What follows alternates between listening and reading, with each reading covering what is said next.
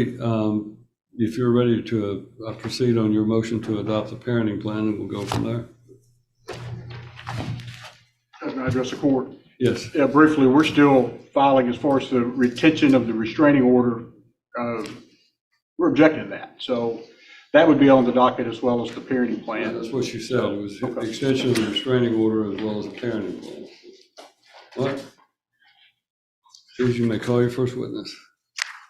Yes, Your Honor, I'd like to call my client, Ms. Valdez, to the stand. Valdez, if you'll come around, please, and I need you to raise your right hand and be placed under oath. Come around here. Right here, Your Honor.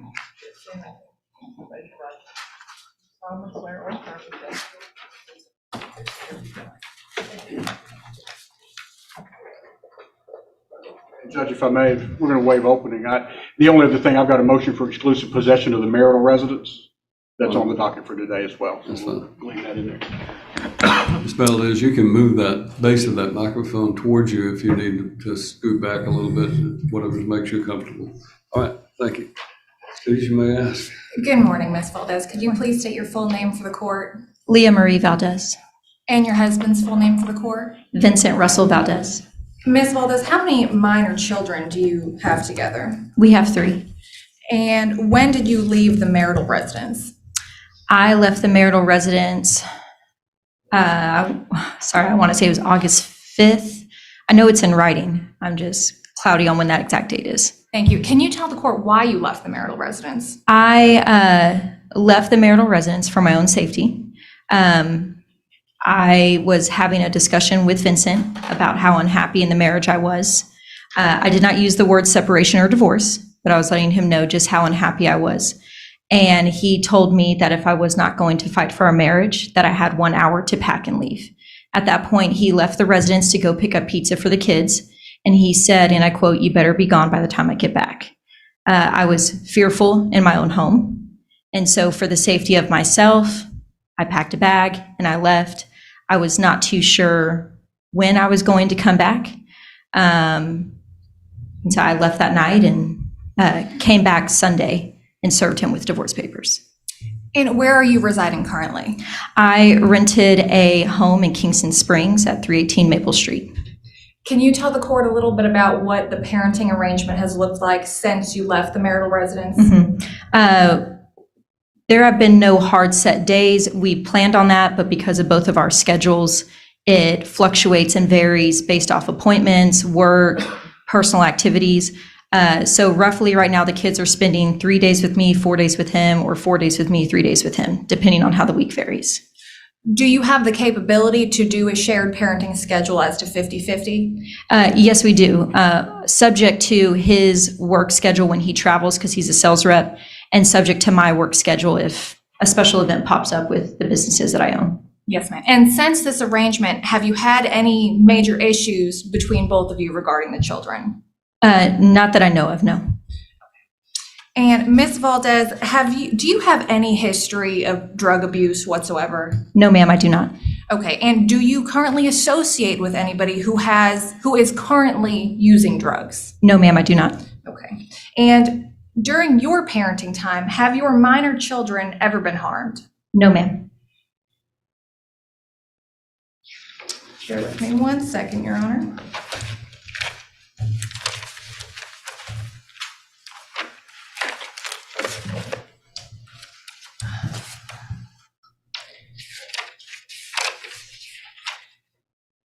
And Ms. Valdez, can you tell the court what your gross monthly income looks like? It varies, but on average, I would say modestly, we're looking at $5,000 to $5,500.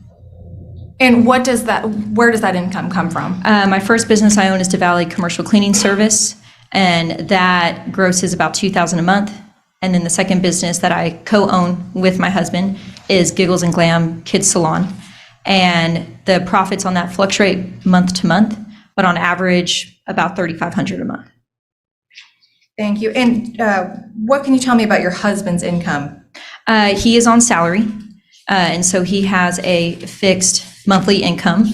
And up until 3 to 6 months ago, he was also acquiring bi-yearly, so twice a year bonuses. But I believe that his employer has removed those. Thank you. And Ms. Valdez, do you think that it is in the best interest of your minor children to maximize their time with both parents? Yes, ma'am, absolutely. And so are you asking the court to adopt the temporary parenting plan we have submitted that shows 50-50? Yes, ma'am, absolutely. All right, Your Honor, I have nothing further as far as the temporary parenting plan goes. All right. You wish to, are there any other issues that you want to address, or do you want to wait and address any of those issues that Mr. Holly is raising?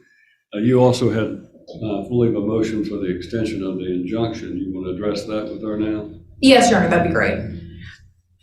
Ms. Valdez, we filed a motion for a ex parte restraining order. To your knowledge, has that restraining order been served on your husband? Yes, ma'am, it has. And what did that restraining order tell him to do? It told him to return the $10,000 that he, to me, unknowingly withdrew from our business account.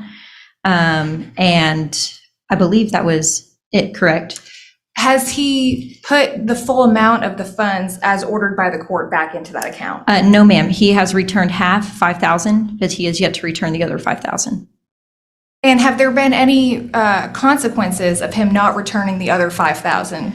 Yes, I was not able to pay my employees or my payroll taxes until I was able to secure a $5,000 loan from a family member. Thank you. And has your husband, you stated earlier your husband was a co-owner of Giggles and Clams with you. What has his extent been in business involvement? He has come 3 times to the store to bring me iced coffee. He is not involved. He does not know how to run payroll, schedule, order product. He doesn't even know the code to the back door to get into the store. I run that business solely. So when is it status quo for him to make a $10,000 withdrawal from that business account? Absolutely not. He makes 1 withdrawal a month prior to our separation, and that was at my discretion after I run our profit and loss statement by the 5th of every month for the prior month. And I would tell him via text, this is the amount of money you are approved to withdraw from this business account. This is our profit from the prior month. And do you have any history of not paying your employees? No, ma'am, and every single one of my employees can attest to that. Do you have any history of misappropriating any business funds? No, ma'am. I will say last month, which we've discussed, there was a hotel room that I used my business credit card for because I did not have my personal credit card at the time. But my associate, Chris Draper, has paid $50 back into the business account for that, splitting the hotel room costs. And I'm more than willing to pay the other $50 in restitution. Can you tell the court what approximately that amount was? It was $105 to La Quinta Inn, I believe. And are you capable of putting that money back Yes, in the ma'am. account? I can do it today. Are you willing to provide your husband with an accounting of business expenditures going forward? Yes, ma'am, absolutely. Okay.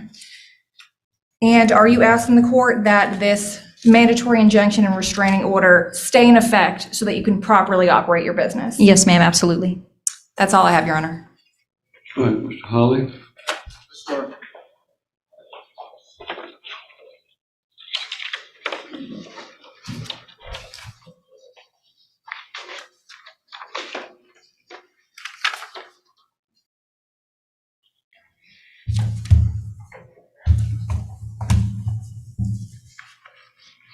Ms. Valdez. You're talking about you left for your own safety from the marital residence. You're having an affair, correct? Yes, sir. All right. And you admitted to having the affair to Mr. Valdez after it happened. Is that yeah, you have to say yes or no Yes, for sir. the court reporter, okay?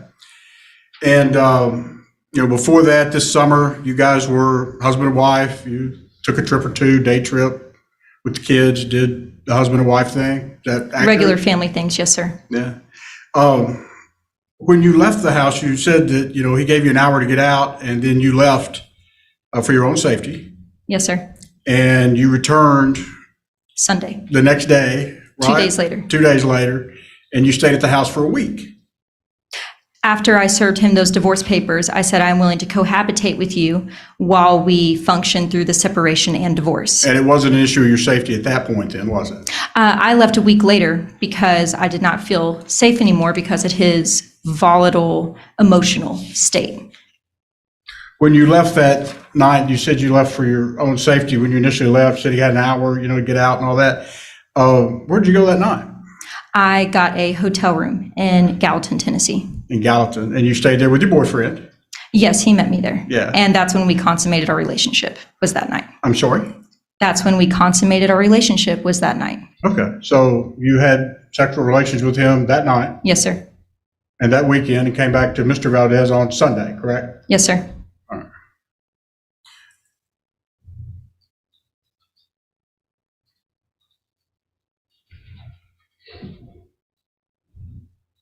So the name of the person you're having an affair with is whom? Christopher Draper. Christopher Draper.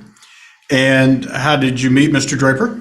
I met him through Facebook Marketplace when I was selling a salon chair from Giggles and Glam. Okay. And That was July 17th. you talked about, going to the motel room with Mr. Draper. How did you pay for that? I paid for that with my own personal Kroger credit card. Okay, and you didn't put that on the business card, No, sir, I did not. and you're sure about that? Yes, sir. Okay. And he actually paid you back for half of it, correct? The hotel that you're referring to, you're mistaken. It was for a later date, for La Quinta Inn, not the hotel that was from that Friday night. I'm sorry, I got confused. So La Quinta Inn, then you stayed there with your boyfriend and you put that on the business credit card, correct? Yes, because I left my personal credit card at home mistakenly.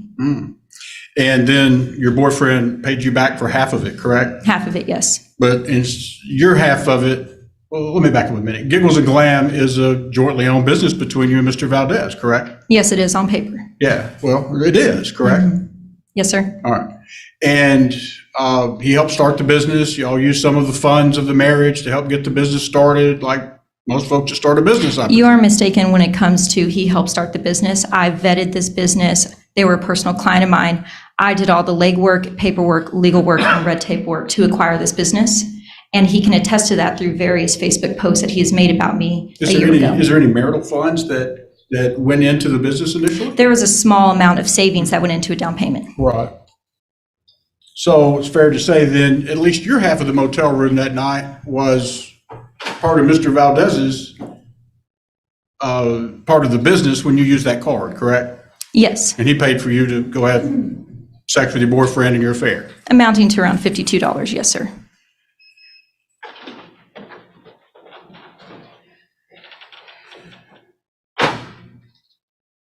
So how long have you been seeing Mr. Draper? I have been in communication with him since July 17th, and we consummated our relationship and made it official the night that I left my residence. And I believe that was August 5th, but I would have to clarify that. Yeah. And Mr. Valdez is going to testify that out of 33 days, I believe it was when I added it up, I didn't add in this last week, and we'll get to it. But from like August the 12th, I believe is about when you left. Is that pretty close? Left to go get a rental home, you're saying? No, Or left the the night he marriage. kicked me out? Yeah, that night that you left. When was that? I would have to check back through my text messages because I was texting some personal friends about what was going on and how unsafe I felt to confirm that date. Okay, well, from August 12th to basically this September 18th date that we've got here, he's going to testify that 26 of those 33 days, the kids were with him. Is that accurate? The kids were with him for a substantial amount of time in the beginning because I was setting up the home. I had to buy furniture. I did not want to traumatize the children by bringing them into a new home, separated from their father prematurely.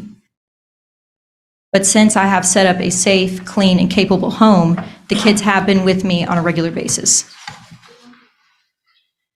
How long has that been? Sorry, I'm trying to connect something. How long has it been since I moved in? How long has it been since you've been in a safe and stable home? Since I moved in, I believe August 18th is when I signed the lease and moved in. Well, that doesn't track with what Mr. Valdez is going to say, and I'm asking you if this is accurate. He's going to testify from this August 12th to around the September 18th date, which is about 33 days, that the kids were with him 26 of those 33 days. I believe that is grossly inaccurate. The kids were not with me initially after I moved out to go get my rental property at 318 Maple Street for probably the first 10 to 14 days because I needed to furnish it.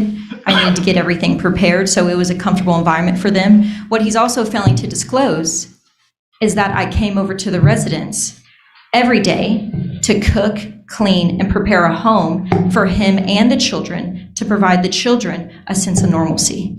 That is what he's failing to disclose. And I would leave in the evening time to go back to my home. Okay. How did the kids take the separation and you taking them off to your place? The kids personally, once they arrived at my residence, were elated. We had toys that my mother had purchased for them there. There were new beds, new furniture, new clothes, food that they normally were not allowed to eat at my ex-husband's house. They were elated to be there. In fact, that night I have it on video, them dancing around to music about how excited they were. I want to show you a video and ask you if you recognize this video coming from your doorbell.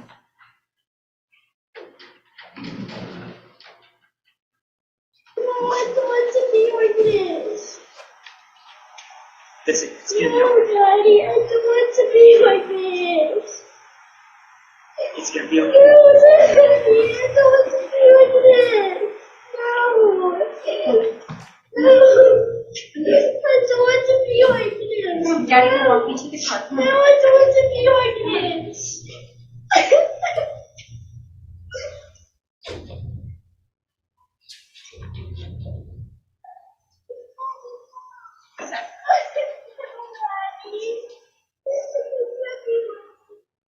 So is it fair to say that your son was taking that kind of rough?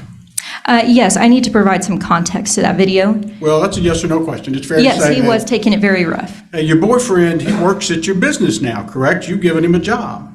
Yes, sir, he's a master barber at the salon. He's a master barber at the salon. And has that caused any conflicts with your employees at all? It had, not my affair with him, but him being employed there has caused issues with two employees that are no longer employed there. They had personal grievances to his personality. But before we go into that, I would like to shed some Well, you context onto that understand video. that, well, you have an opportunity to do that with your lawyer.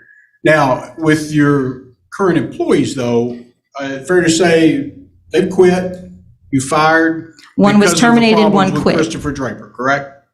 Because their personal, one was terminated not because of Christopher Draper, one quit because of their personal grievances with personality with Christopher Draper. Was it personality, or was it the fact that you guys are, basically fooling around in the office and they don't like seeing that? Absolutely not. Have you ever fooled around at the office, in this business, your joint business? Have you ever fooled around at the office with Mr. Draper? No, sir, I have not.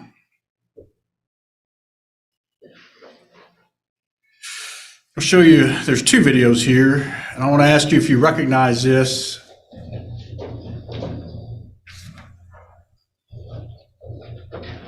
No sound. Now, is this your back storage room at the office? Yes, it is. And that's Mr. Draper, I take it. Yes, it is. And he's here today, correct? Yes, he is.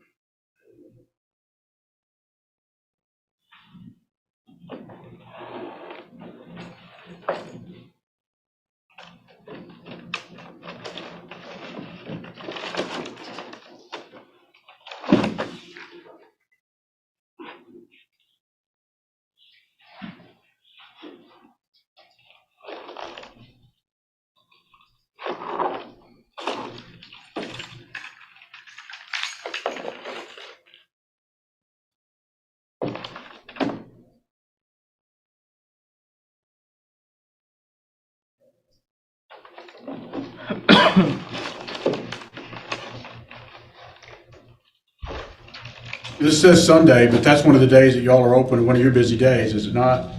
Yes, sir, that's correct.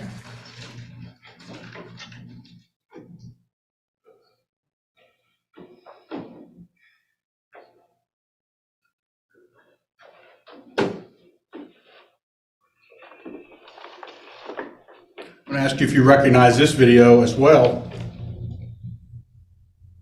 That's your back storage room and you and Mr. Draper. Yes, that's correct.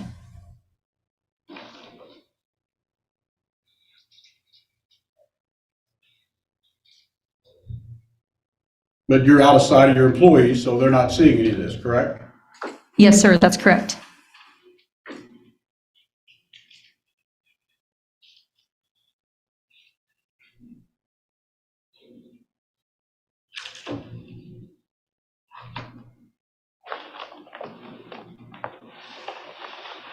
This is the time technically he should be out there cutting hair, correct? He was in between appointments, Your Honor. No. Now, who is this coming in here to say you got a phone call? That is Marissa Wallace. She's one of my receptionists. Okay. So, I mean, your people do see that. See me giving a hug. I would hardly call that fooling around. So what we've displayed here today, you would not technically call fooling around. The hug that my employee witnessed, I would not call fooling around. The kissing from the prior video, yes, I guess you could technically label that as fooling around. Well, it's fair to say you recognize two of your employees here today, correct? Yes, sir, that's correct. All right. And if they testified they actually saw this and other things, would you deny that? I know who was on shift that particular day, and Jessica was not on shift, and Kennedy was in the middle of an appointment. So I don't see how they could have witnessed anything in that video besides Marissa Wallace, who was the receptionist that came in. Do you think your employees talk about everything that goes on there? Oh, absolutely. Absolutely, they do. Okay. So we've talked about you spending money for your boyfriend at the motel, the business funds for your boyfriend at the motel. Have you spent any other business funds with your boyfriend? There was one purchase as a gag gift for our joint friend for his birthday, which Christopher Draper has paid back in full to me, to the business account. I use the business account because it is tied to an Amazon account, and that was for a gag gift, which is called a pocket pussy. But it was a gag gift. It was not for our quote-unquote illicit affair, and Christopher Draper has paid that back in full within 12 hours of the purchase. Well, if I may ask, how many of these pocket peas have you given to your other employees as a gag gift? It was, you misunderstand, you misheard. It was not to an employee. It was to a mutual friend for his birthday as a gag gift. All right.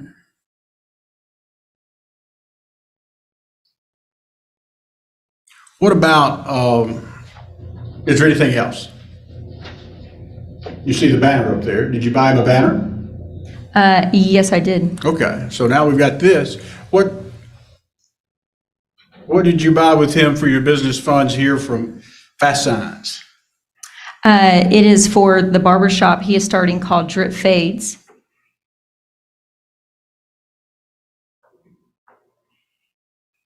Okay, and this is a picture of the banner that you got, correct? Yes, sir. Drip Fades, Love is King. This is still a child barbershop type thing, or is it a No, this regular- is well, he does service children, but this is an adult salon, an adult barber shop. All right, and you're helping him get started with that, Yes, I am. and you're using your business funds of Mr. Valdez apparently to do that? No, I believe I purchased this with my personal credit card. Okay, I'll let Mr. Valdez show that. Do you believe or are you certain? I believe. So you're not certain? Well, quite frankly, you have me second guessing myself based off the amount of evidence that you're bringing up on the screen. Well, I understand that does have a tendency to make people second guess themselves. Why would that make you second guess yourself? I think it's natural to be a little bit nervous when being attacked, and my personal information that I have no idea how Vince has come upon unless he's hacking my computer or my emails.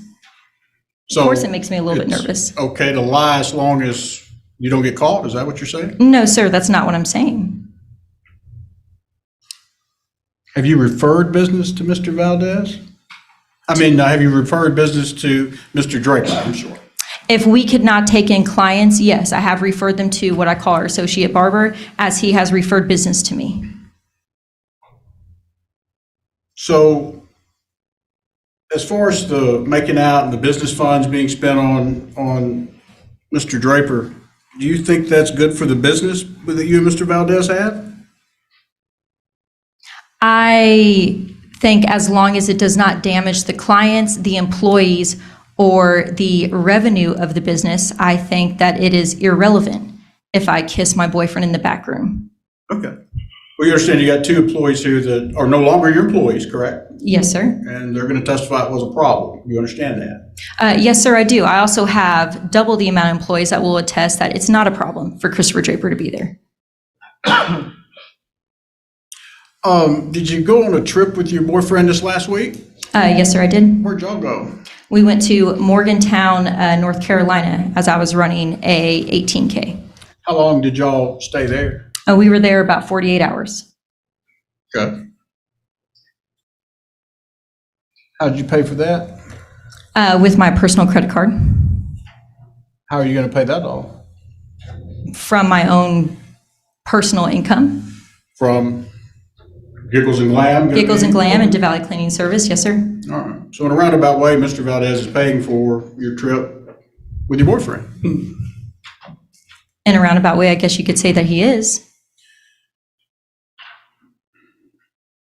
All right. So you've taken other trips with your boyfriend, quite a few, correct?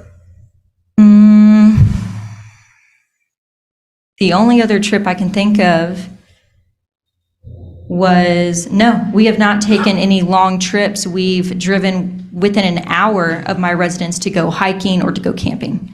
But I wouldn't call those trips necessarily. You do that rather frequently. How many of those have you taken? We went hiking for 3 hours. It was a day trip. We left at 10 a.m. We were back home by 3 or 4 p.m. That was about 4 or 5 weeks ago. And then on a Thursday night, I believe, September 7th, we went on a 18-hour camping trip to a state park in Gallatin, Tennessee. Okay. And all these times and others are going to be the times that, would you agree with me, Mr. Valdez is going to say that you asked him to keep the kids? Yes, sir, that's correct. Okay. So you'd rather be with your boyfriend then than be with your children? The hiking trip was when the kids were in school and But he kept them. the He kept them at night and did that kind of thing, correct? So the hiking trip that we took, that was 4 or 5 weeks ago, if I remember correctly, the residence that I had rented was not prepared yet for the kids. So the kids, yes, were in his care.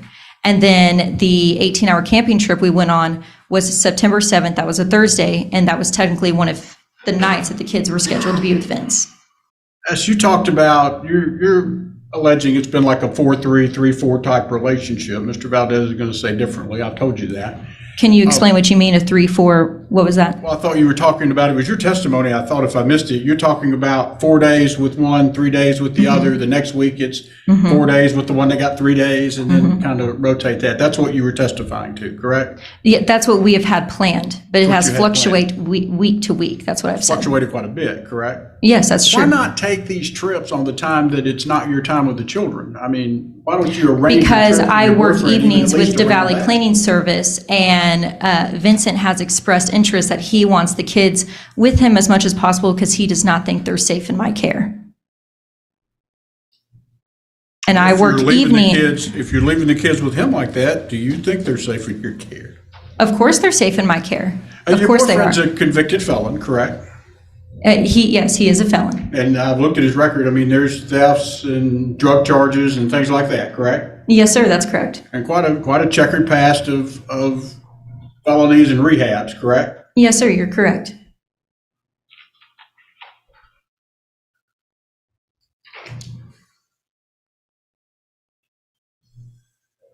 Can you understand why Mr. Valdez would have concerns about the kids being around your boyfriend? Naively, yes.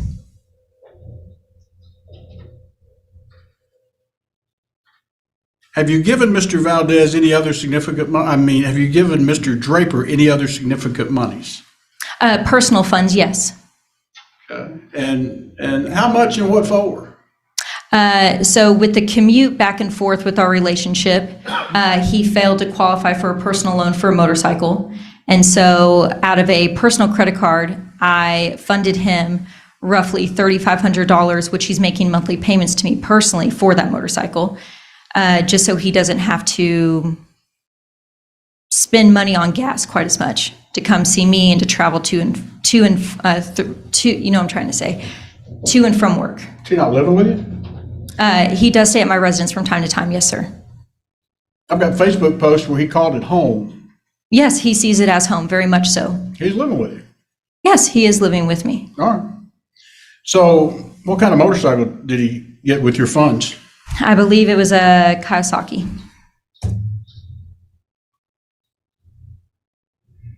So I want to show you a couple of PayPals, ask you if you recognize this, where you sent yourself, Christopher Wilden, at this point. That he goes by a couple of different names, correct? His legal name is Wilden, yes, sir. But he Wilden. goes by Christopher Draper. All right. So, Mr. Wilden, you sent him $1,250 here, is that correct? There were 3 or 4 different payments on PayPal for my own personal I'm money. going to take them one by one. So this was $1,250 you sent to Mr. Wilden, correct? Yes, sir. And that was on September 13th, is that accurate? Yes, sir. And that was after you left. Yes, sir. And for the record, can you read what your note was? It says, "I love you so fucking much." And your testimony is that was for a motorcycle. Yes, it was.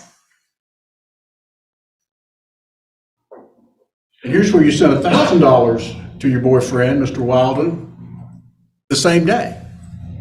Is that accurate? That is accurate. And what's your message there for him? Vroom, vroom. And that's for the motorcycle, correct? Yes, sir.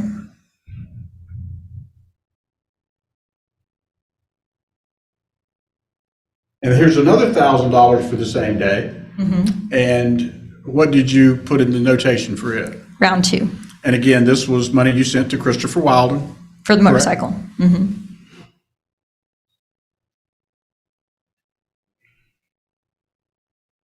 And then here's a Venmo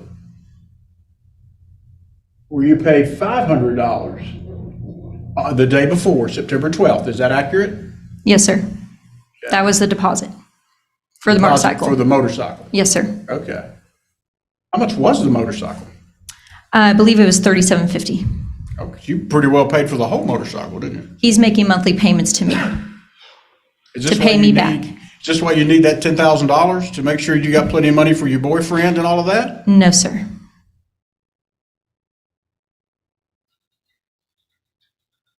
That $5,000 that you got back from the business initially, is your testimony that none of that money would be traced to this? None of that will be traced to this. Where'd you come up with the $37.50 then?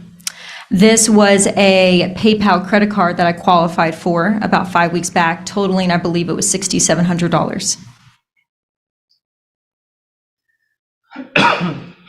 Here's where you're paying him $20 for a referral.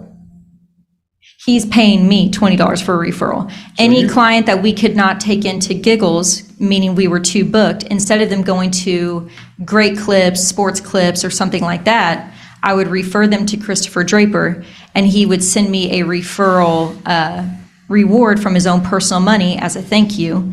He has also sent me a handful of clients as well. Why did you not have time to give someone a haircut on August the 26th then? Because Or we were before fully that? booked, sir.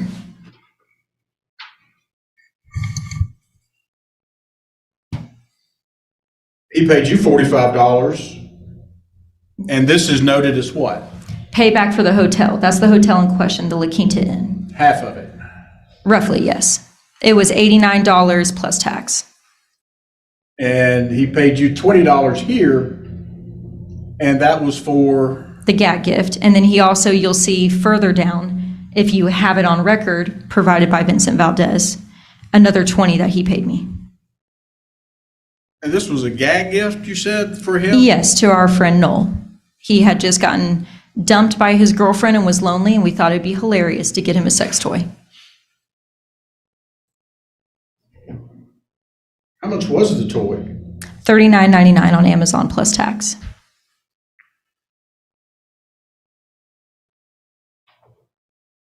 You paid him $89.75, and that's for him working on a Sunday, correct? Yes, sir. Okay. And we already went over this one. So would you categorize this as a lot of money that you've given to Mr. Wilder? Yes, sir.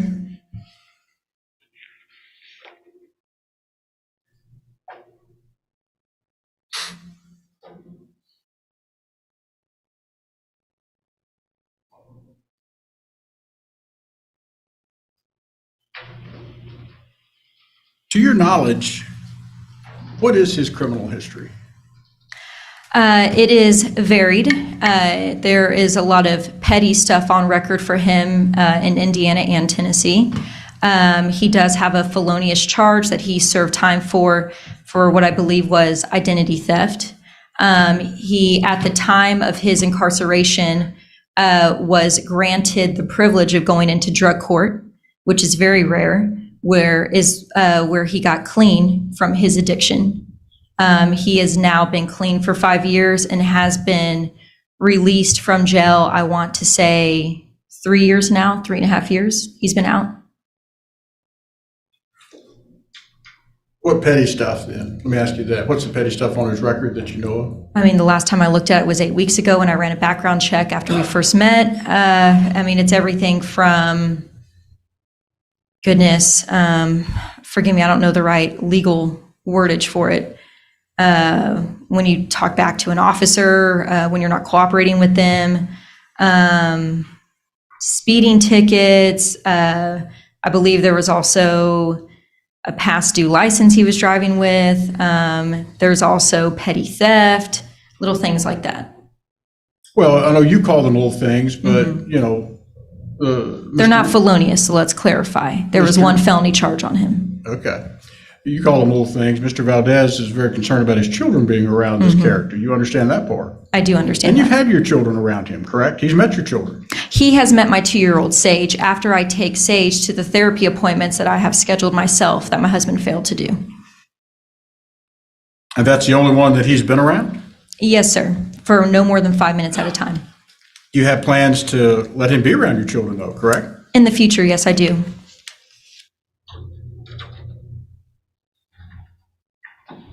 Do you drink? I do, yes, sir. All right. And you've had drinks with him, correct? Yes, sir. Mr. Wilden being him. Wilden, yes, Wilden, sir. yes. And how many times have you drank with Mr. Wilden? We drink in the evenings anytime we're together to relax and unwind like any adult would. Okay.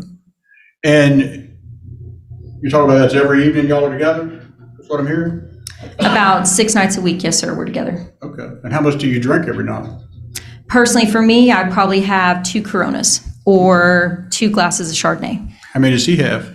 He probably has 2 or 3 Coronas. All right. Well, I mean, you understand somebody that's been in rehab that's got a drug addiction shouldn't be enticing themselves with alcohol. I believe that NA does follow those guidelines, yes, of complete 100% sobriety.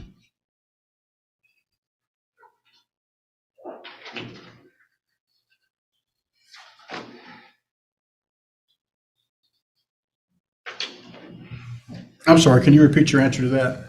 I said I do believe that NA, which is Narcotics Anonymous, does adhere to the philosophy that someone in recovery should adhere to 100% sobriety.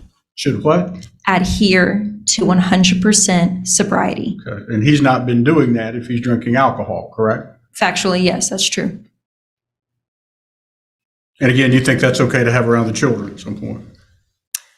I think that alcohol is okay to have around children. I fail to see the point you're trying to make. The philosophy that NA holds is one of a personal choice. It is not mandated.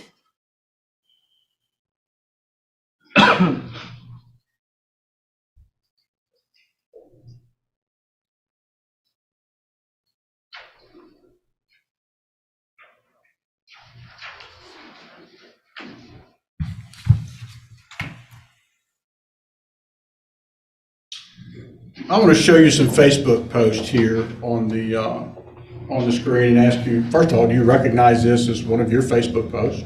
Yes, sir. And that's you and Mr. Wilden, correct? Yes, sir. What does lock and key mean? It's our pet names for each other. I'm the lock, he's the key, meaning that we are soulmates. So Mr. Draper puts on here, that's Mr. Wilden as well, correct? Wilden, yes, sir. Sorry. And you can steal $10,000, but you can't steal joy, and he tags you, correct? Yes, sir. And he's talking about this $10,000, right? Yes, because at the time of that post, I was distraught, thinking I would not be able to function my business past the next day. This is you and he at the business. Yes, sir, at the barber shop that he works at. Who took that picture? One of his clients, Bob. Another photo of you and him on Facebook? Yes, sir, we were cooking salmon together that evening. Okay.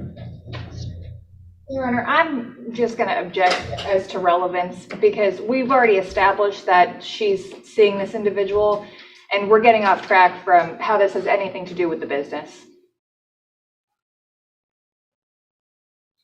What's the Well, relevance, Mr. Hawley? as for the motion to adopt the parenting plan concerning the children, I think every bit of this is relevant. Overrule the objection because I'm allowing it solely for that purpose as to whether or not, how it affects the court's decision on a parenting plan. We're at a pause, so we're going to break for lunch. We'll recess for lunch until 1:30. All right. Court's in recess till 1:30. Anything else before we resume the Valdez? Valdez, if you'll come back to the witness stand, please. Well, let's see now. I think they wanted to know what order you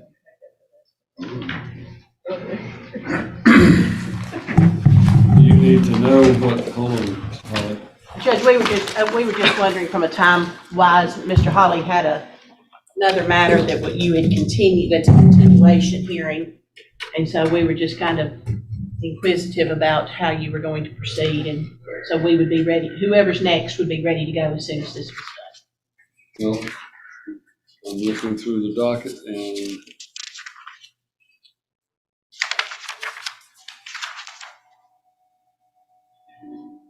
Mr. Potter and I have the Bradford matter, Ms. Jackson and I have. Bradford matter is next on my docket, followed by the Williams versus Williams, followed by Laboring. But then you skipped. Labor. Mr. Hawley wasn't here earlier in this gentleman's case. They were skipped because Mr. Hawley wasn't here. Holcomb. Mr. and Ms. Holcomb. How long is the Holcomb case going to take? Maybe 2 minutes of oral argument. We're kind of down to that right now. Well, we'll take you out. We'll take you up after Valdez, and then we'll take up the Bradford case. Thank you. That'll be Thank the you. order. Judge, how long is your Bradford case going to be? Hour or so. We have both parties testifying. 1 to 2 hours, which means 2 hours. So all we do, man. All right, so about an hour left, 2 hours. I've got the Claiborne case, Judge, which you did put at the end of the docket. You said when we continued it, we got started and we didn't get continued. I don't know if I need to go ahead and ask for another date at this point, or we want to hang around and see what we can get to, so. Your call. I'll go till 5 o'clock today and quit. They're good to stay, so if that's a possibility. We have criminal violation of probation, violation of community corrections tomorrow. We have that's for people on bail. Then we have motions in the Pollard case, motions in the B.J. Brown attempted first-degree murder case. Those are all set at 1:30 tomorrow afternoon. Wednesday, I have jail violations of probation, and that's usually about 60 or 70 inmates. Then it goes late. Then we start the B.J. Brown attempted first-degree murder trial starting on Thursday. That's supposed to go the rest of the week. Monday, I have circuit civil docket call in Humphreys County, followed by Chancery. On Tuesday, I'm back here to start the State versus Travierso second-degree murder case. Thursday, the 5th, I have Cheatham Chancery.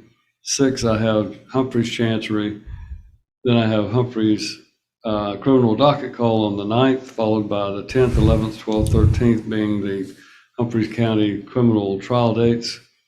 16th is the Humphreys County Chancery. 17th through the 19th is the judicial conference, and we're back here on October the 20th.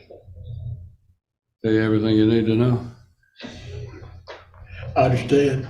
Sounds like you've got a calendar full, Judge. Well, the rest of the month, 23rd of October is Cheatham Chancery, specially set a couple of cases. 24th is Humphreys Chancery. 25th is Humphreys VOP. 26th and 7th are the State versus Mallon criminal trials. Cheatham Chancery on the 30th and Dixon's Circuit on Nolan versus Bass jury trial on the 31st. Ms. Roberts, is that a go? No, sir, that's off. You can take that off, Nolan versus Bass, but I was saving it now that you know that. I was hoping. Well, let's make the 31st a chancery day to make up for the days that I had to cancel because of this criminal trial.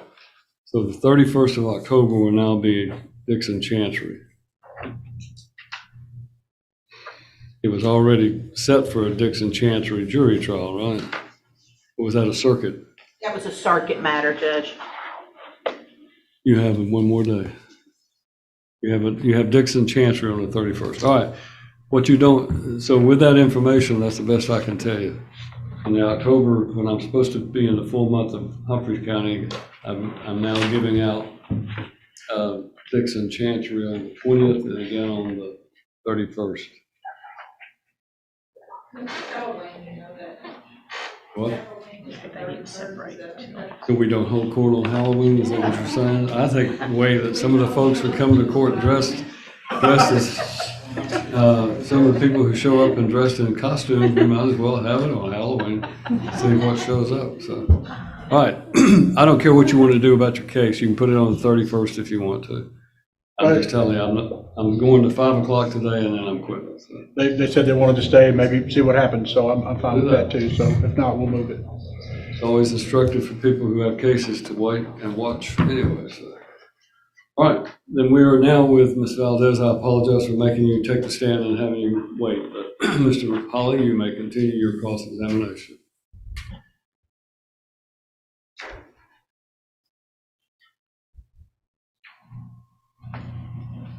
Ms. Valdez, I'm going to show you a Facebook post and ask you if you're familiar with this post this morning. Yes, sir, I am. And what does that say? It says, on our way to battle. What are we battling today? It is Ms. Valdez? It is a metaphor, Mr. Hawley, and metaphor is a use of symbolism. Well, when you use a metaphor, you're kind of implying some things. What are you implying here? Your Honor, I'm going to object. She's not implying anything. This isn't even her post. Argumentative, Mr. Holly. I I'll move on. understand she's on her way to court. Most people consider it to be battle, and I don't think that is in any way derogatorily intended. So. Let me ask you this, Ms. Valdez. Is this your post? Yes, sir, it is. Do you remember when you made this post? I did after I found out that Vincent Valdez took $10,000 out of my business account. And you said what about that on your post? Can you read that? Time to go to war. I was built for this. Okay. And in your paragraph, your boyfriend said in a comment here, get your paint out and put your knife on, bring home the effing spoils, leave no survivors. Yes, sir, that's correct. He was talking to you in that situation, correct? He was encouraging me after years of mental and emotional abuse to buck up and to be brave and strong and to not be amicable anymore in the divorce proceedings.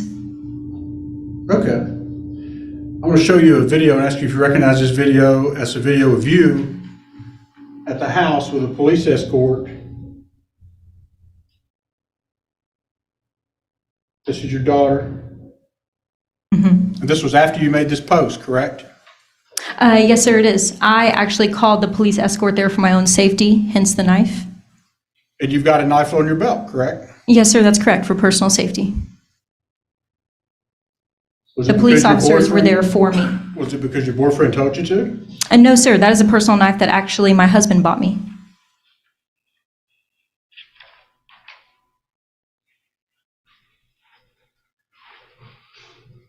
You had the police there as well, correct? For my own personal safety, yes, sir. Yeah, and you still felt like you had to wear a knife? That was for my own personal safety. Yes, sir. And you talked about, you need this money for your business funds, to be able to pay employees, things of that nature. You did a photo shoot. Yes, sir, I did. Now, where did you do a photo shoot at? At Studio 110 by Holly Douglas in Gallatin, Tennessee. Okay, and when did you do that? Where? When? I did that, I want to say it was the first week of September, last week of August. I would have to look back at the dates. It was after you separated, correct? Yes, sir, it was. Sure. How much did that photo shoot cost you? $2,800.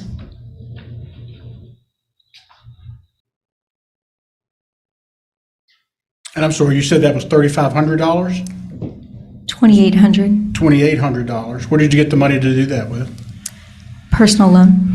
Were there any photographs of you nude?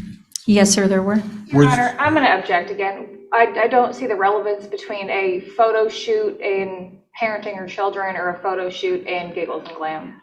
I could have another question or two. I'll be glad to link that up, but this was actually on the We're going to internet. reserve ruling on it until Mr. Holly is able to show some relevance. And was this on the internet? The nude photos were not, but the ones where I was in teddies and other undergarments were. But you did have the nude photos on the internet with a blackout, correct? Yes, blocking out the exposed area. Okay. And that was on the internet, correct? It was on a TikTok, yes, sir. Are you concerned about your children seeing that at some point? No, sir, I'm not, because they do not have a TikTok unless their father shows them that video.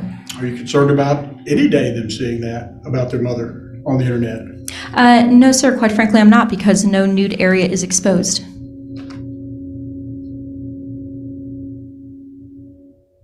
Do you use drugs? No, sir, I do not. Could you pass a drug test today? You know, we've kind of requested one in the parenting plan and in the motion. Could you pass a drug test today? What kind of drug test are we talking about? Well, let's talk about a hair follicle 10-panel drug test that may go back 6 months. No, sir, I would not pass that. Why would you fail that then? Because in the past, I have used shrooms. Shrooms. Yes, sir, What are mushrooms. shrooms? It's hard to explain, but you ingest them and they make you feel euphoric for a few hours. Okay, and you're referring to mushrooms, correct? Yes, sir. They are illegal. Yes, sir. Okay, and when's the last time you've done mushrooms? About 3 weeks back. 3 weeks. It would have been after the separation as well. Yes, sir. Who did you do mushrooms with? I did mushrooms with Christopher Draper in the privacy of my home when my kids were not present. Okay, and he did them with you? Yes, sir, he did. Okay. Did you have any issues with someone that's going through rehab having a relapse by using mushrooms? Well, that was not his drug of choice when he was in rehab, so I would not call that a relapse into methamphetamines. So methamphetamines was his drug of choice? Yes, sir, at the time it was. Okay. And being addicted to methamphetamines and going through rehab and drug court and battling countless felonies, it's still not considered by you to be a relapse if you're doing mushrooms and drinking alcohol every night. I did not say that I was doing drugs every night. Yes, I have a Corona every night after running my 2 businesses and I get home.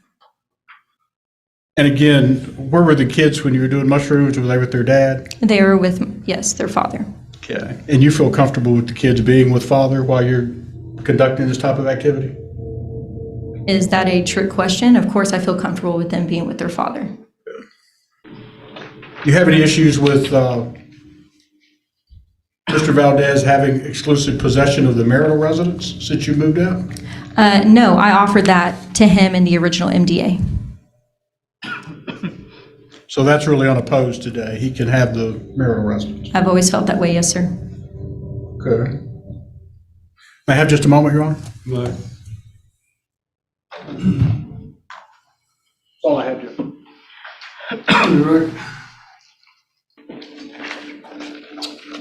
Ms. Valdez, a few things that I would like to clarify with you. You testified earlier to Mr. Hawley about how you left the marital residence, and then you testified about how you carry a knife with you when you went back to the marital residence. Can you tell the court a little bit about why you felt so unsafe returning to the marital home? Yes, ma'am. So to put in some context that Mr. Hawley shared earlier prior to our recess, when I served Vincent with the divorce papers the Sunday following him kicking me out, I agreed to cohabitate with him while the divorce proceedings were happening, and I lived upstairs in the office. That lasted about a week until I had to leave due to me feeling unsafe. And there was an incident that occurred, I believe it was August 17th, somewhere right around there, where I was still visiting the residents throughout the day, cooking, cleaning, trying to provide a sense of normalcy for the children so we would not traumatize them while Vince and I were in transition. And while I was hanging up some of his shirts in the bathroom, as my daughter laid on the bed not 10 yards away, I felt Vince come up to my side from behind me, and I turned around. He was very close to me. He put his hands on my waist, proceeded to slowly, but regardless, push me up against the wall. I felt like he was trying to kiss me. His hands began to move a little bit lower down my waist. Eventually, they probably would have touched my buttocks. I told him no to stop 3 times, and when he wouldn't, I put my hands on his chest and pushed him off. I then left the residence, went to the backyard because I was so upset, called Christopher Draper, asked him what to do, and he said I needed to leave the residence immediately, even if it was without the kids, for my own safety, and to never go back in there unless I was accompanied with my mother or with the police officer. Thank you for sharing that. And just to be clear, was your minor child present and Yes. witnessed your husband do that? Yes. All right. Counsel also showed you a video of your child crying. There were cars in the video and your child was crying. Can you give the court some context about why your child was crying like that? Yes, the reason why River, my son, was saying, I don't want this, Daddy, I don't want this. That particular day, Vince and I had planned for the kids to stay with me for the first time at my new rental. I had gotten it furnished and prepared for them, and that was the agreed upon day for them to spend the first night with me. We agreed that I was going to show up at a certain time and sit the kids down. My original hope was we were going to tell the kids to transition them slowly. Hey, mommy got a second house. It's just because it's closer to your new school. We're going to be doing some, and I quote, campouts at mommy's house. My goal was to provide them with a slow transition to not traumatize them, since they did not need to know that the divorce was happening quite yet. Vince proceeded in that moment to, for lack of better words, rip the Band-Aid off and say things along the lines of, Mommy has decided that she doesn't want to be married to Daddy anymore. Mommy has decided that she's leaving this family, that she's moving out. Daddy doesn't want this, and Mommy wants a divorce. And she doesn't want to be husband and wife anymore. To which in that moment, my son broke down distraught because it came out of left field and his mind did not know how to process what my husband was saying.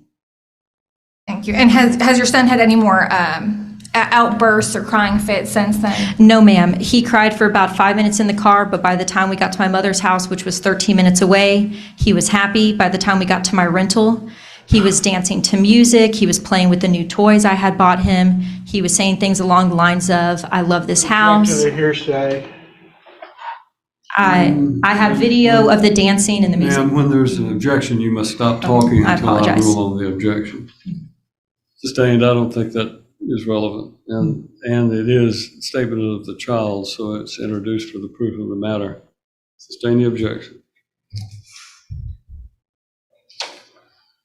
Ms. Valdez, how long have you gone without seeing the children? At one given time or Yes. total? I would say it was actually here pretty recently. I had a marathon this past weekend. And so I've gone since Thursday morning without seeing them, and I get to see them tomorrow. So that's Friday, Saturday, Sunday, 4 full days, 4.5 days. And do you visit them when your husband has them in his possession? I no longer go over to the house, no, for my own personal safety. In the past, I would go over there, like I said, to cook and clean and help with the house and help him transition, but I no longer do that. And you testified earlier that Mr. Draper will spend the night at your residence sometimes, but that he has never been in the presence of the minor children for more than 5 minutes. Can you explain to the court how that works? Yes, so to clarify that 5 minutes, that's with my 2-year-old son, Sage. On Wednesdays, I take Sage to 2 therapy appointments, and afterwards, I drop off lunch to Christopher Draper at his barbershop, in which my son, Sage, is present for that. But Christopher is working, so we never stay long. Secondly, Christopher comes over after hours at around 9 o'clock. The kids are already in bed. We have dinner on the front porch, and then we go to bed. He leaves for work between 4 and 4:30 a.m. before any of the kids even wake up. Mr. Hawley also showed us a lot of statements on the screen, miscellaneous charges. How much have you spent erroneously through the business account to Mr. Draper? Through the business account, I would estimate between 50 and 200 tops. So very minimal in Very terms minimal. of what kind of profit the business is generating. The cash flow on average every month from Giggles, revenue and everything is between $35,000 and $45,000 every month. You said $35,000 every month? Minimum, if not up to $45,000. That's the cash flow going through the business. Yes, ma'am.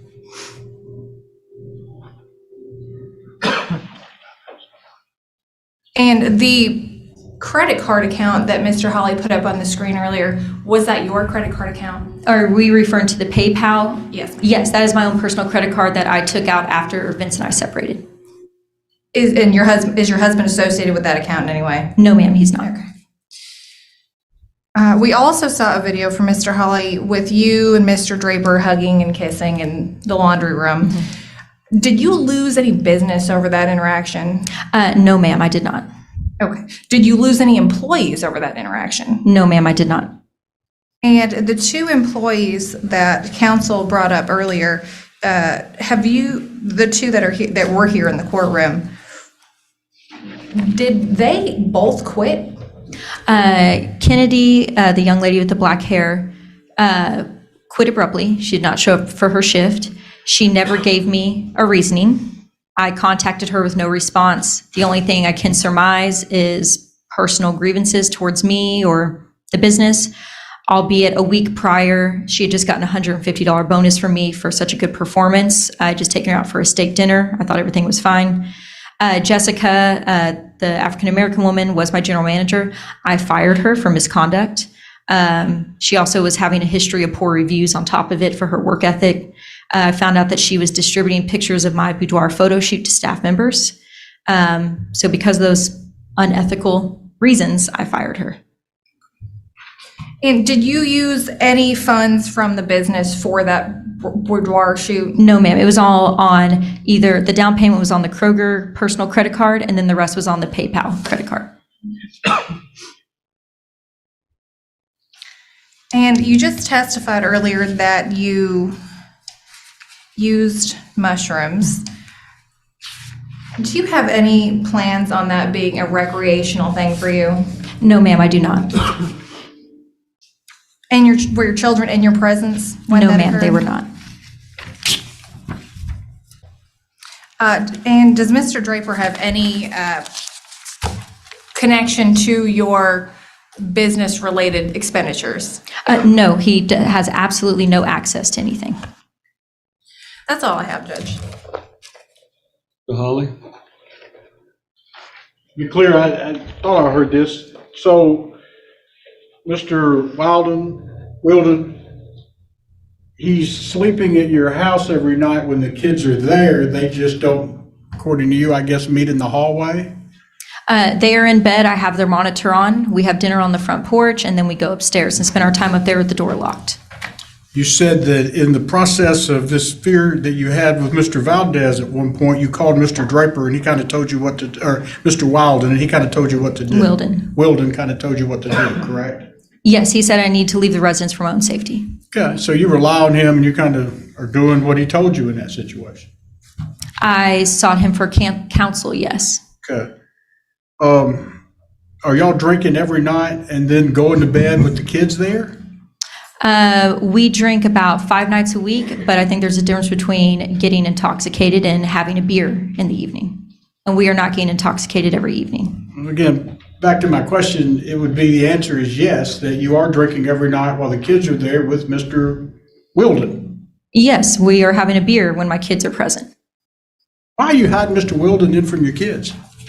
Because I do not think it appropriate to introduce them to another man in my life until the divorce is final. But as long as they don't meet in the hallway. I guess that's a risk, yes. Nothing further. Anything further? No, Your Honor. I'd like to call Christopher Wolfe. I have a few questions before you do that.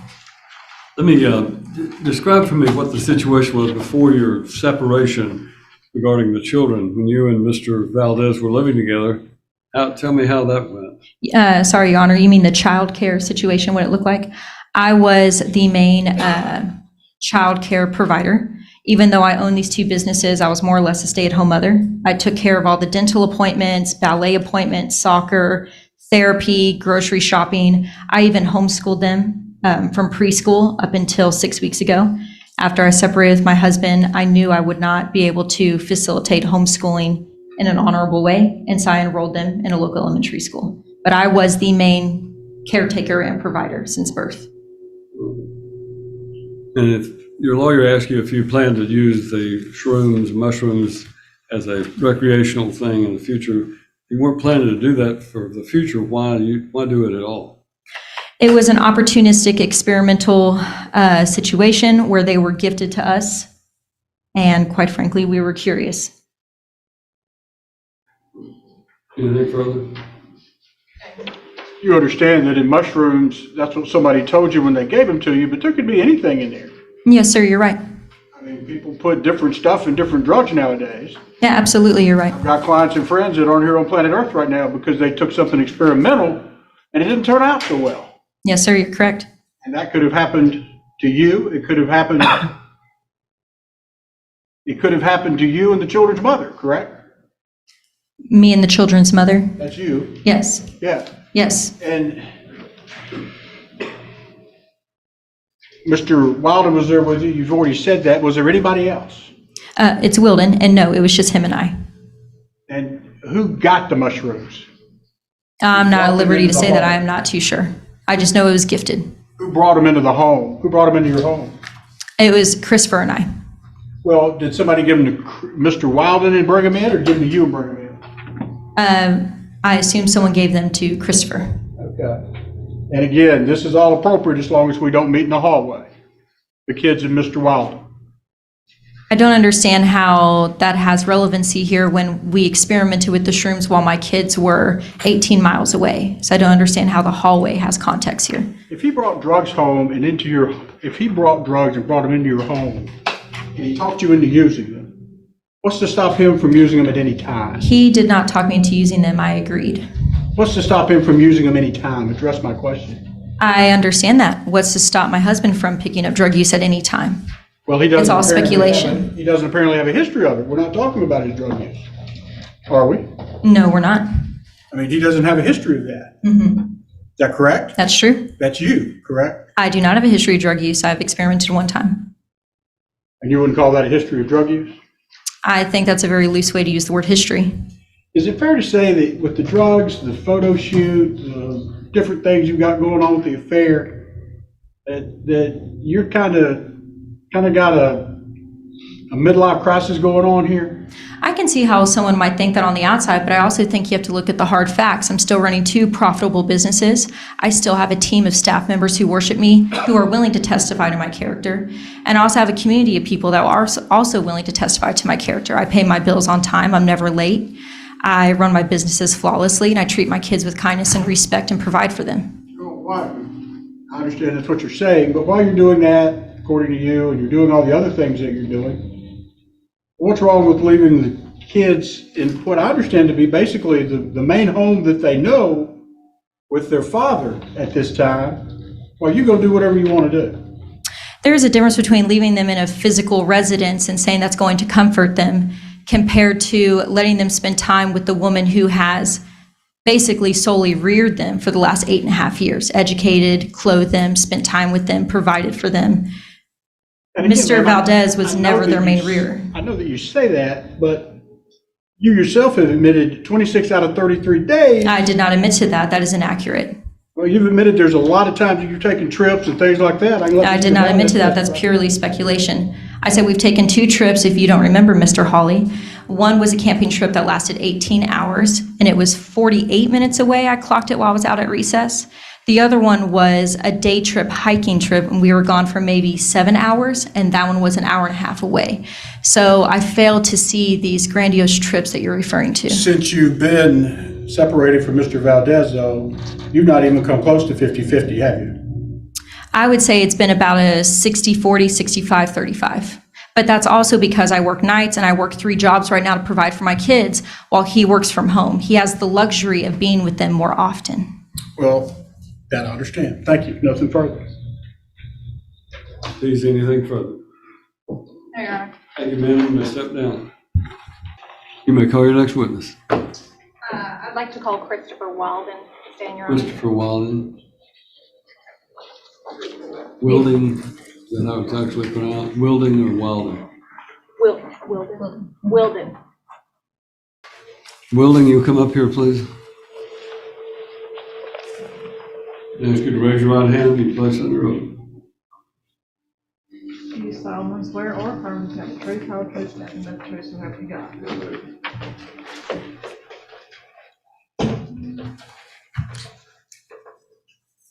Mr. Wilden, could you please state your full name for the court? Christopher Ryan Wilden. Mr. Wilden, what can you tell the court about your criminal history?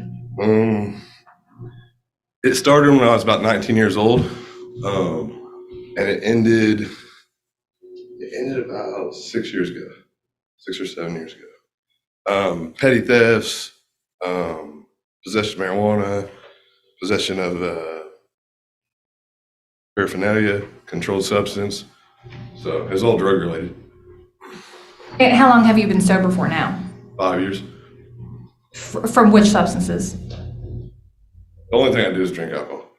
So, I mean, you're talking opiates, methamphetamines, Adderall. I haven't taken anything besides ibuprofen.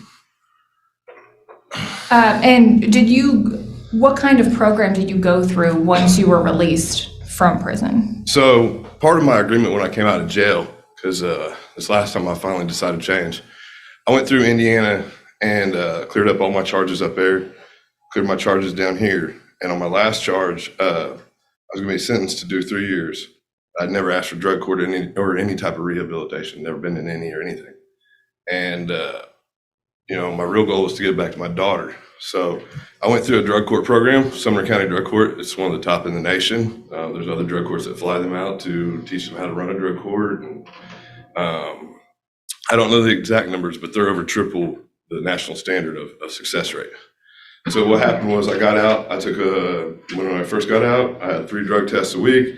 I had 5 meetings I had to hit a week. I had a therapist, 2 pastures, and it was class after class after class after, family classes. It was MRT classes. It was, I did it all. Journey to Freedom class.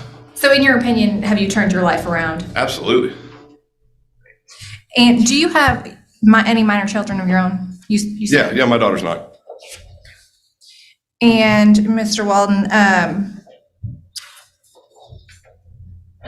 what has been the extent of your interaction with Miss Valdez's minor children? None. She's had Sage taking therapy, and she stopped by my work, and he was with her, but that was it. There's no interaction. And when you stated that you drink alcohol, how frequent is that? 3 nights a week, 2 nights a week, couple of Coronas here and there. Do you do that in the presence of the 3 minor children that I just referred to? Okay. And what do you do for a living now? So I'm a barber. I do a lot of stuff. I'm a barber. I'm actually getting ready to start a nonprofit organization to help guys that are in long-term recovery, either get certificates or get careers or to if they want to start their own business and they need lawnmowers. I'm in the middle of learning how to grant write, so I can actually, that's the progression of it. Like I cut hair for a living, but more realistically, I want to be able to give back to the community and things where I've been. So is your business doing well? Yeah, Are you generating a profit? Absolutely. I've been in business about a year right now, professionally. Like I've had my license since July of last year. I have almost 100 5-star reviews. I got 1 4-star review, and I've got over 600 clients that I take care of a month. And do you do any local volunteer work? Yeah. I work with Nashville Cares. We do, they hand out they do a needle exchange. So they bring in dirty needles, you give them clean needle. It's a HIV and HEP prevention is what they do. Along with testing, I got test kits coming to the shop to where I hand out test kits to people that may need it. That's different rehabs, halfway houses, people I know. I mean, because I'm really close in contact with the jail and with the Recovery Corps, with Sumner County Drug Coalition. So I'm in ties with all of them, and I'm able to provide services that not every, because I'm a barber, I know everybody, you know. And middle of next month, I got granted to go into the jail and start cutting hair every other week for the indigent guys, the guys that have no money on their commissary. And that's going to be on a podcast. They're going to allow me to podcast it. So, I mean, I'm not even allowed back into the jail that I came out of. So do any of your past criminal history, does any of that have to do with children or hurting children? Okay. No. None of it's even violent. What was None that? of it's even violent. No domestics, no batteries, no nothing like that. And Mr. Wilden, recently, have you done mushrooms with my client? So don't object. That's asked and answered. He already testified all he's taken is an ibuprofen. I'm asking him directly. Overruled. Yes, I have. And can you tell the court what the occasion was or why you decided to do that? It's basically, it's a spiritual opening to deal with some of the stuff that internally has just kind of squandered me or been shameful to me. After you did that, did you relapse? No. And do you have any intention on doing it again? I mean, I wouldn't be opposed to it. When you did it, were the minor children present? No. To what extent has my client, Ms. Valdez, used any business expenses on you? On me, I don't think any. I think the only thing that she ever used it on was a hotel when he kicked her out of the house. Did you reimburse her for that? Anything that we've ever done together, I give her money for, reimburse her, yes. Did The she? hotel, I don't think I paid for anything on the hotel because that was something that she had to have a place to stay anyways. And so, Did my client help you purchase a motorcycle? yeah. Okay, and to your knowledge, was that used from the business account, those expenses? No. I don't have anything further, Your Honor. All right. Holly, you may cross-examine.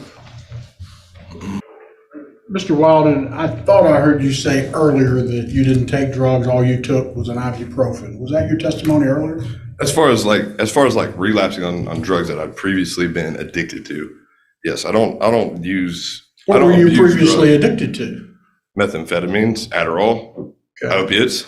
Well, it's not mushrooms now, is it? No, it's not a daily thing. It's not a weekly thing. It's not I don't wake up in the morning taking mushrooms, but there are places where it is legal to wake up daily and take mushrooms. Where's that at? Colorado. Okay. I just And I got back don't- from Colorado, and it is legal there. So. You planning on moving to Colorado? No, sir. Let me clarify. It is legal for some people there in Colorado, not for me. That's. All right, so you brought mushrooms. Did you get the mushrooms? Yes, sir. Okay, and how did you get them? Did you buy them or? Yeah. Okay, so they weren't gifted, you bought them. No. How much did you pay for them? $60. Did Mrs. Valdez chip in on it? No. Did she pay for any of it? No. So she bought you a banner, correct, for your business? Yeah, So she did use a business expense for you, correct? wasn't aware that was from the. Now, mind you, everything that comes from profitable from drip fade is going to be split with Miss Valdez and has been up to this point. I'm sorry? Anything profitable from that is going to go 50-50 to her. That So comes y'all from that. starting your own little business? As far as the products, yes. Yeah.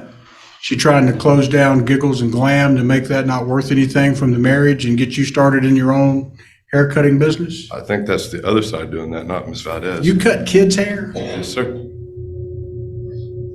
Do you have a vape when you cut kids' hair?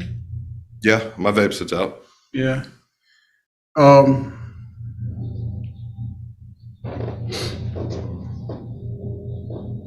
And it's actually normally in a basket, but yes, it has sat out on the counter when I come back in.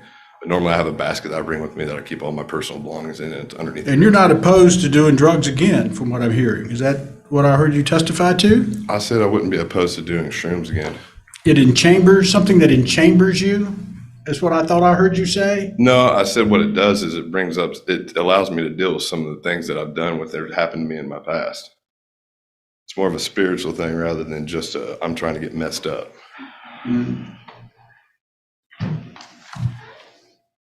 So you're on some sort of spiritual quest to do mushrooms to help out your psychological issues? Is that what I'm hearing? No. What am I hearing then? We all have childhood trauma and things we dealt with when we were younger that don't get brought up in our general day-to-day. And then able to process that, sometimes you experience things in life. What's a spiritual awakening through AA and NA? Well, you're using drugs to get awakened, I guess is what you're saying. No, sir.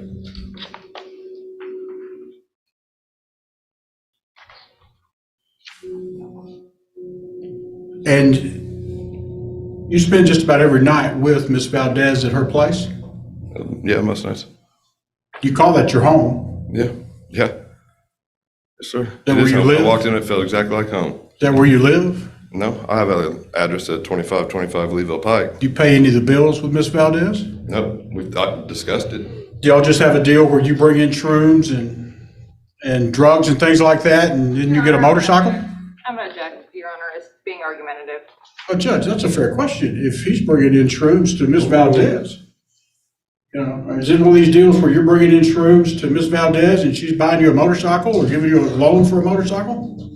And when Miss Valdez left her house and wasn't allowed to take anything from her own house. Mr. Waddle, I'm asking you a specific question. sir. No, Did sir. you swap the shrooms for anything with the No, motorcycle? no, sir. No, sir.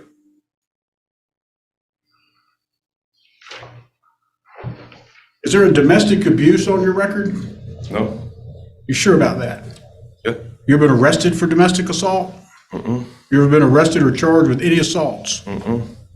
No. Are you on probation in any way right now? No, sir. Okay.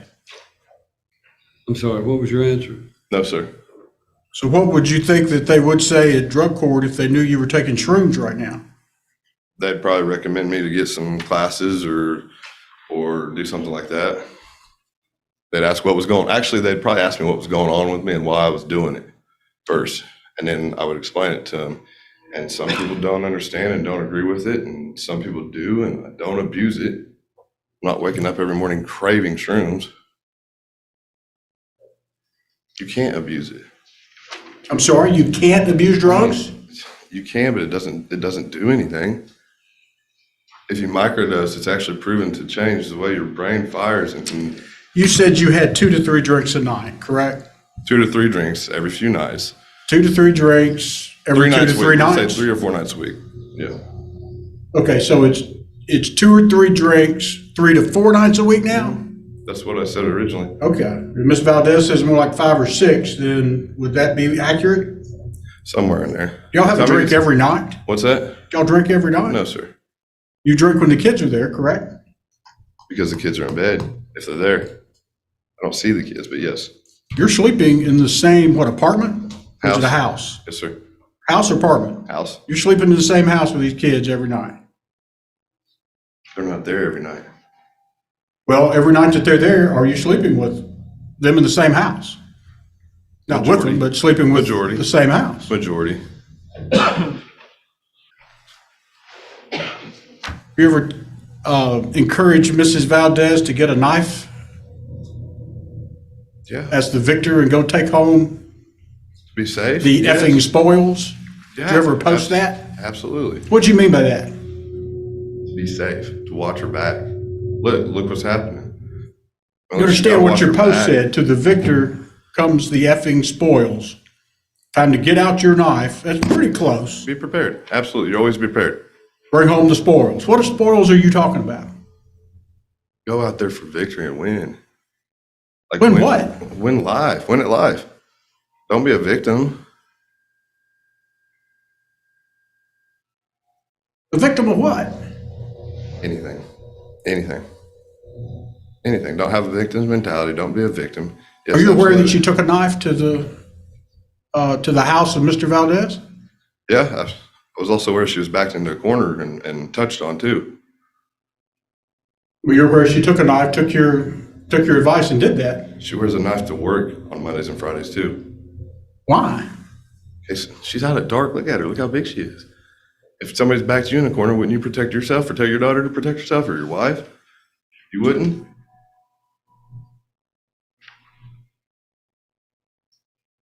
And just to be crystal clear, you're testifying you are a barber, Yes, sir. master barber, Yes, sir. and you cut kids' hair. Yes, sir. How many heads of hair do you cut a week over at Giggles and Glam? Oh, only like 5 or 6. If that. From Did they know- from noon to 3. Do they know about your history while you're cutting the kids' hair, the parents? I'm not opposed to telling them. You're taking shrooms and I'm not opposed to telling them. you're not opposed to How do you telling- think? How do you think everybody found out? Do you think about that's my good for history? business?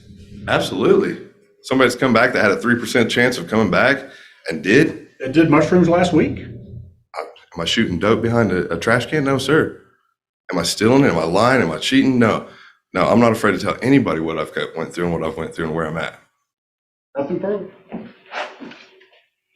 Anything else?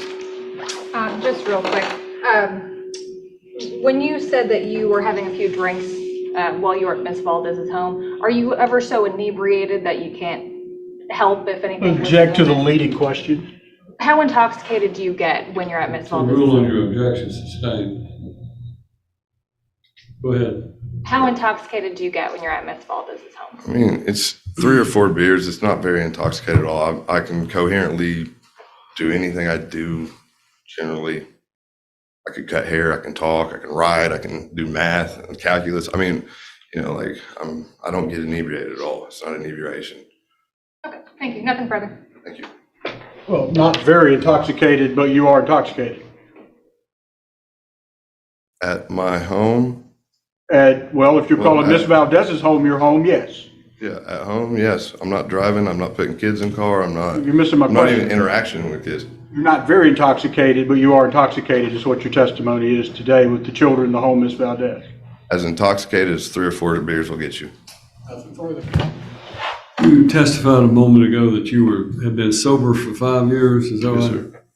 So what is your definition of sobriety? Everybody's recovery is a little bit different. For me,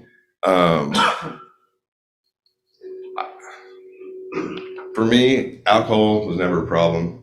Mushrooms was never a problem. Marijuana was never a problem. I don't smoke marijuana. My qualities as an addict are not bad qualities. It's just where are they focused? It's a perseverance and a drive to chase something and to go further and to be better. But at one point, that's not what it was. It was chasing that drug and that high all the time. Well, now, you testified about your extensive background in your criminal history, and obviously you've been through quite a few different situations, went to prison or jail for a period of time, I Yes, think. Did you cause you any concern about introducing, you realize mushrooms, whether they're legal in another state or not, they're Right. patently illegal in the state of Tennessee. Yes, sir. Did it cause you any concern or have any misgivings about introducing mushrooms into Ms. Valdez or her home? I think the biggest concern is that I don't want to get anybody in legal trouble, that myself included or her. But You know what I mean? you, And but you possessing brought them. illegal substances into her home. Yes, sir. Yeah, that's my cause of concern. If I had any cause of concern about it, is that I was. All right, thank you. You may step down. Thank you. You may call your next witness. That's all I have for my motions, Your Honor. Vincent Valdez, Your Honor. Ms. Valdez, come around, please.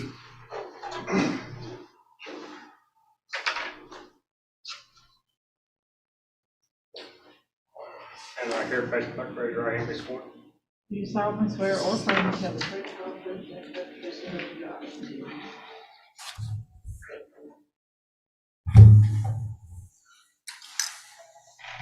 You are Vincent Valdez, correct? Yes. You're married to Mrs. Valdez over here, correct? Yes. How long have you been married? About 11 and a half years. It'll be 12 years in January. Did you want this divorce and this separation? No. Did you make that plain to her? Yes. How so? That's one of the reasons I think Leah left that week. It's just because every day I was trying to talk to her, and me and Leah's history is very religious. We met at Bible college. She was in the mission field, the beginning of our relationship. I played for a worship leader. We were both in ministry at different times. I say that to say, after I found out about the affair, I asked her if she would be willing to give Jesus a chance in our marriage, because I know that God can heal marriages. And she said no. And I did numerous things that week to try to get her to see that it's best for our family to stay together, because Leah was a good mother. She is right when she says that she was a good mother, but her actions lately have been manic and completely upside down. Like, I don't even recognize the person that I see. So you're testifying you feel like there's some sort of transformation with her right now? Yes. I mean, it's whether it's mental, spiritual, or everything. I mean, like, you can ask employees, people who know her, who have distanced themselves from her, the way she talks. Leah, I think I can count on one hand how many times Leah cussed our entire marriage. And the person I see now is a completely different person. That's why I'm concerned about my children. That's why I'm concerned about them being there.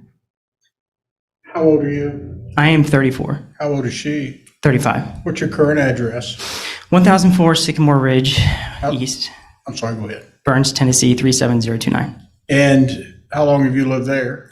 About a little over 2 years. All right. And is this a home that you always shared with Miss Valdez? Yes, we bought it together. And up until August, we lived there together. Okay. And how many children do you have? We have 3. And what are their ages? River is 8, Noble is 6, and Sage is 2. Are they able to get on the internet? Do you know, the 8-year-old? They can get on the internet. We don't really allow that. I'm assuming you're referencing this photo shoot. My main concern is not them right now, but there's been plenty of cases where high school peers bully other kids by showing them, hey, look what I saw about your mom. Like, this is your mom. And I don't know about you, but I wouldn't want to see photos of my mom like that. I mean, that's at the very least, that's therapy. I mean, there's been kids that have killed themselves over stuff like that. Do you, this home that's there now, the two of you own that home, correct? Yes. This business, Giggles and Glam, how was that set up? It's 50-50. We're both 50-50 owners of it. Is it an incorporation? We started a holdings company. Okay. And then what's the name of the holdings company? Valdez Holdings. Okay. And it was a 50-50 in the holdings company? Yes. Okay. Is there anything else in the holdings company? No, just the Giggles and Glam. All right. So being a 50% owner of the business of Giggles and Glam, are there concerns that you have about the current management Absolutely. under Mrs. Valdez here? Absolutely. Tell the court what you're concerned We have about. lost almost half of our staff. I found this out afterwards because they started reaching out to me. She's recommending business to a competitor, her boyfriend. Not only that, but her current behavior in using our business credit card to better her boyfriend's business. Now I know that it's her business as well, could put our business in jeopardy. And when I took that money, I told her that, and I let her know that. I can go into that if you want, but when I took that money, I sent her a text. You have a screenshot of it, and it said, "I'm taking $5,000." And I said, if this affects our payroll for any of our employees, I'd be more than happy to help with that, with the exception of your boyfriend. If I'd be more than happy to help with the business credit card payments, with the exception of these personal charges I see you're putting on there. All I ask for is profit and loss statements and records to back it, and I'd be more than happy to help. But that's when she started threatening me and sending me, voice memos and stuff like that. Okay. And hear me. I do want to play for you a voice recording and ask you if you recognize that recording. How the fuck would the business go under when I am running it the same as I always have been? You obtuse motherfucker. Do you understand me? If you want to start a fucking war with me, start a war with me, Vince. I can contact Donna today. I can get a restraining order against you today. You will never see the kids again. I will tell them how mentally and emotionally abusive you've been, how I feared for my life when I was living in the house with you, and that's why I got a rental so soon. You will never see the kids again. I will take alimony from you. I will take $900 a month in child support away from you. I will also take your retirement account in order to support myself. So if you want to run this shit, run it. If you want to start a war, start it. Because I swear to fucking God, Vince, I have been very patient with you. I have been very kind with you. But if you are going to leverage the business that I fucking built and that I know how to run, and you know two shits about running it, do it, Vince. I'm giving you an hour to redeposit that money. And if you do not fucking redeposit that money, I'm calling into the cops. I'm putting a restraining order on you, and I'm calling Donna and telling her to redraft the MDA where I get 100% custody of the kids. And I swear to you, Vince, if there is a restraining order on file against you where I have felt unsafe for my life and threatened by you, which I do, you will never see the fucking kids again. You can move to Texas all you want at that point because you will never get them again. Do you understand me? I will move heaven and earth to take you down in this divorce if this is the shit you decide to play. You have 1 hour to deposit that money, or I swear to fucking God, Vince, I'm calling the cops and telling them how unsafe I feel around you and how mentally and emotionally abusive you've been and how you pushed me up against the wall in the bathroom my last day in that house, and I had to tell you to get off me 3 times. Do you want to be arrested in front of your kids, Vince? Because that I can make that happen. Watch me. And who was that on that recording? That was Leah, my wife. Okay. And when did she tell you she was having an affair? I found out, and she didn't tell me at first. She gave me papers on. She gave me the divorce papers on a Sunday. I found out on a Tuesday from my brother. And when I asked her, she did tell me she was having an affair. And then by that Saturday, she had moved out. You know, she's saying you gave her like an hour to get out and all that kind of stuff. Can you explain to the court your side of that story? Yeah, our account of that is a lot different than the week I got back. Well, I should say, my best friend from Bible school had just taken his life, so I went down to Dallas for the funeral for that. The week I got back, I noticed that Leah was kind of cold to me, and we were getting into small tiffs, but she wasn't talking to me. That Friday, she had told me she wasn't in love with me anymore, and I was completely blindsided. Leah's always had a very high, strong value for marriage and family, and I also didn't know she was having an affair. But I said, well, I was like, well, I want to fight for our marriage. We have a lot to fight for. Do you want to fight for our marriage? And she said, I don't know. At the time, I had a lot of trust in my mother-in-law. So I said, I think it's best then for you to go to your mom's house until you figure out if you want to fight for our marriage. If you will go there, she will ask you, is he abusing you? Is he cheating on you? And the answers are no. And she'll tell you to come back and we will work this out. And I said, I'm going to go get dinner. I think it'd be best for you to go to your mom's house when I get back. I did not want her to leave permanently. I wanted to, I did not know about the affair. I was trying to just wake her up because this doesn't seem like the person I married. But she did come back Sunday, and then she stayed again until that Saturday, and that's when she left. And that was against my wishes. I didn't want her to leave. Did you threaten her or do anything physical to her during that time frame? What's she talking about there? Not our accounts, again, are different on that. Sure. What happened when it comes to that bathroom thing. Leah had been coming for a week and just cook. She would cook and leave. And then on a Friday, she came and cooked and stayed and ate with us. And at the time, I still wanted reconciliation on our marriage, even though she was having an affair. We were joking with each other. She was laughing. We went to the bathroom. She was putting something away. And I was making her laugh. And I made a move to give her a hug, a kiss, whatever she would let me do. And she put her hand up and said, no.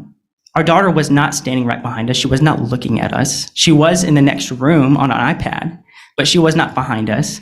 And when she said no, I said, I'm sorry. I said, I don't want to push you away. And I said, are we okay? Actually, I asked her, I think twice. I was like, are we okay? And she's like, yeah, we're okay. 20 minutes go by. I'm playing with the kids.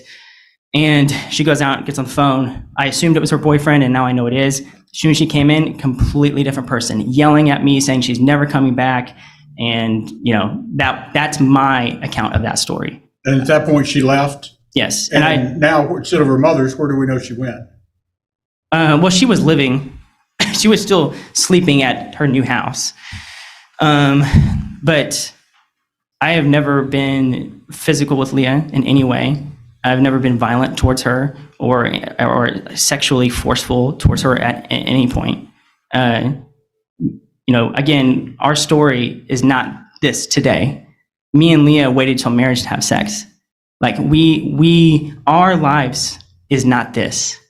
And the person that is here today is not the person that I've known for the last 15 years. Is that a concern for her and your children right now? Yes. I mean, the fact that she's letting a guy who just said he's willing to take more mushrooms around our children is extremely concerning. I don't drink. I don't smoke. I've never smoked weed. I'll take a drug test right now if you want me to. I do not want my kids around that man. I don't, and as long as Leah is going to live this lifestyle, I am going to fight for as much custody of those kids as I can. Where's that $10,000 at? I mean, you said you gave 5 back. Where's the other 5? It's back. It's actually there. Got there this morning. Based on the restraining order, sent that 5,000 back, correct? Yes. And what was your position on this whole $10,000 to begin with? Well, I actually meant to take 5,000. I initiated a withdrawal from Venmo and it didn't work. And then so I used my bank and they both went through. I sent a text to Leah. I have the screenshots for that saying, hey, I accidentally took 10,000. I'm sending 5,000 back. The next day she still filed for 10,000 saying that I took 10,000, but I did return 5,000. The only reason I took that money is to establish that this business is 50-50. And whatever she wants to say about running the business, that's fine, but that's because I trusted her. Just like she trusted me to do my job, I trusted her. We're 50-50 owners of it, and now I don't trust her, especially with her throwing money at her boyfriend and then also, building another business that's a competitor to the business that we own. We're 1 year into a 10-year loan.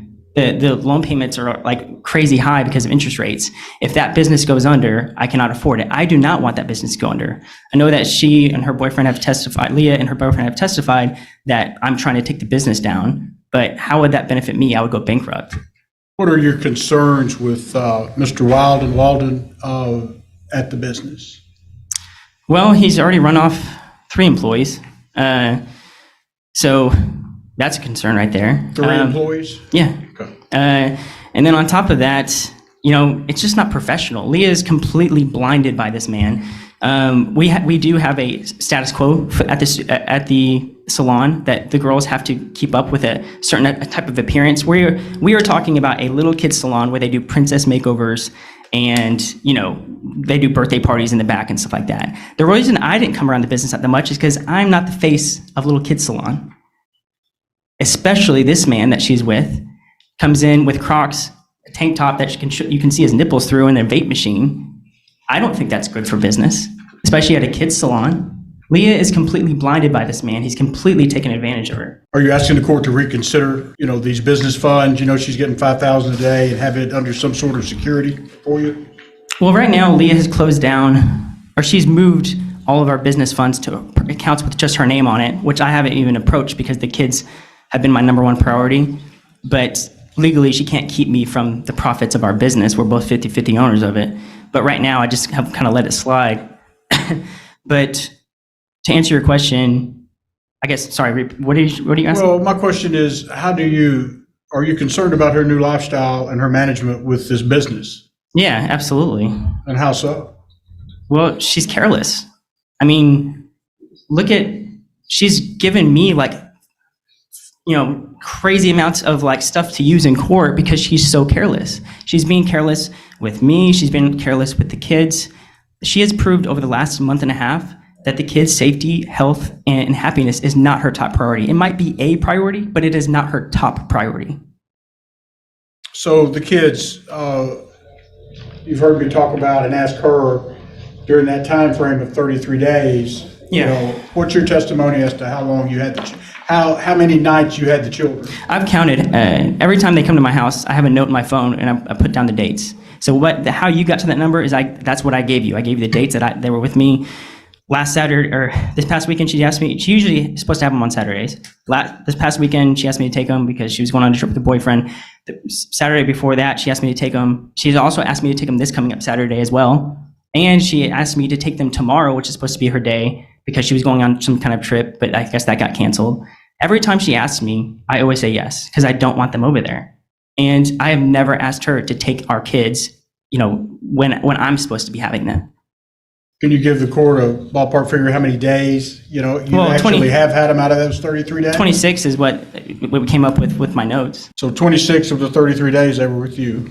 Yes. Can you care for the children? Yes, and I have been. How do you care for them? I'll walk you through a day. I wake up. Sage, our 2-year-old, usually wakes up first. If it's really early, I'll kind of lay with him for a little bit, like on the couch, and let him sleep a little longer. Get the kids up at around 6:30. Make their lunch for school. Make their breakfast. We drive to school. I pray overnight. Now, where's the school? The school is in Kingston Springs. And who did that? Leah did. And when did she do that? It was like the week that she moved out. I've been homeschooled my entire life. I don't know anything about, the legalities of school. And she told me she was signing them up for school, and I didn't know like what my rights were and stuff like that. I just knew she wasn't homeschooling anymore. So I was like, okay, I guess they're going to be in school now. I did think it was too much too soon. I mean, they've been homeschooled their whole lives, and they are having problems at school. And I can get into that, but I drive them to school, usually pray on the way to school, I drop them off. And then I have Sage, our 2-year-old, during the day. He's 2, so it's just a lot of playing and changing diapers and throwing fits. And you're capable of handling all that? Yeah. And when we first got married, I was actually stay-at-home dad with our oldest, because Leah was like the career person.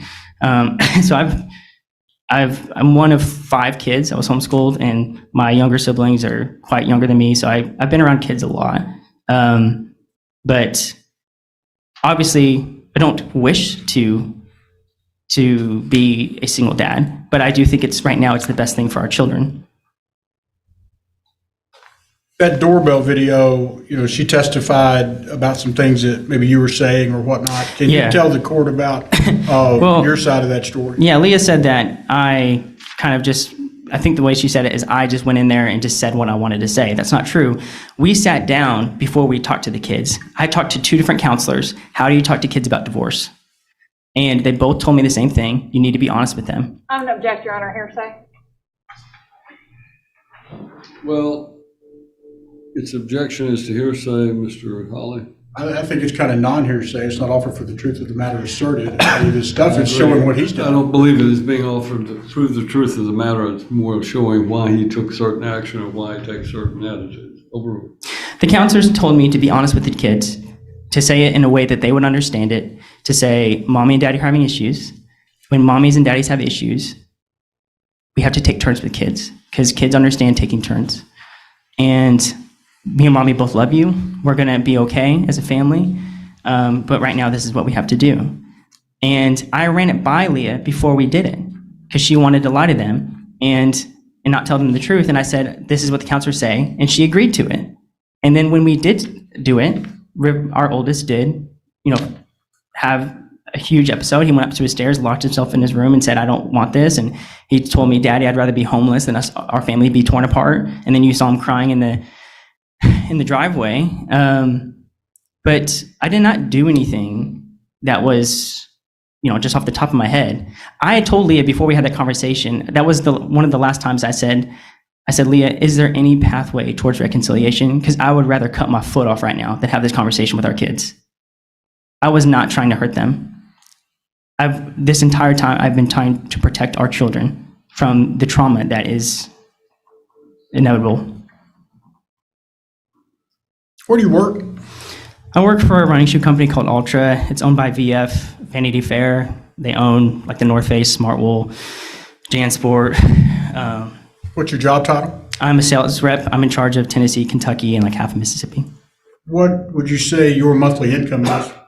On the calculations we did, the form that you made me fill out, I think the gross was like $7,500 a month, but net was like $5,500 a month. After all expenses and all the medical expenses and all the deductions, I like my take home at the end of the month is like $300 something, like that actually is not accounted for. That's including the mortgage that I've been paying by myself now. Are you capable of caring for the children if the judge allows you to be the primary parent? You're asking for that. Are you capable of caring for the children under your schedule? Yes. I did want to make one point as well, going back from earlier.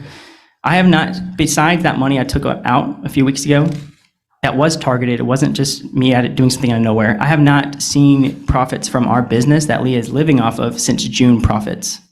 So July, August, and then now Leah has seen 100% of those profits of the business that we both own. You feel like that's going to pay for motorcycle? Well, it's definitely not hurting. I mean, she seems to be taking out a lot of debt, which again proves carelessness. I think she just thinks that we're going to get divorced in 30 days and she's going to get a bunch of money so she can pay all this stuff off.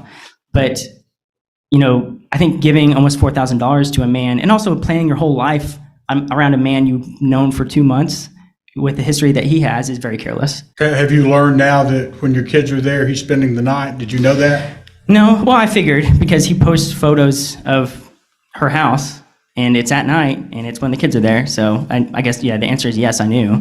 Wasn't happy about it. What concerns does that cause you? Well, if it tells you anything, me and Leah, up until, well, I'm still this way, but we have not been sleepover parents. We don't let our kids go to other kids' house.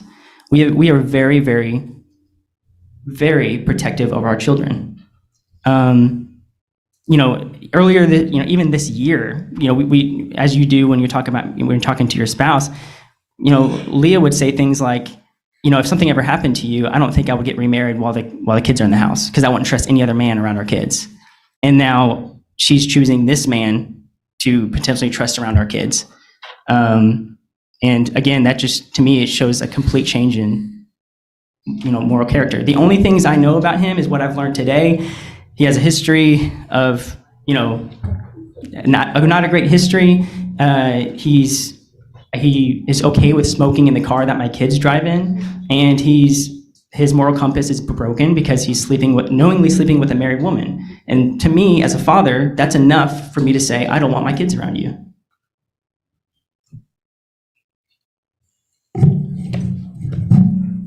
I'll show you a video and ask you if you recognize this. It's a video with your wife. Wasted on your I love that. I know. So much. You got everything. Oh my gosh. Wow, good Lord, Courtney. Wow, my God. I know. That's amazing. Wow, that's beautiful. Wow, oh my God. Oh my goodness. Wow.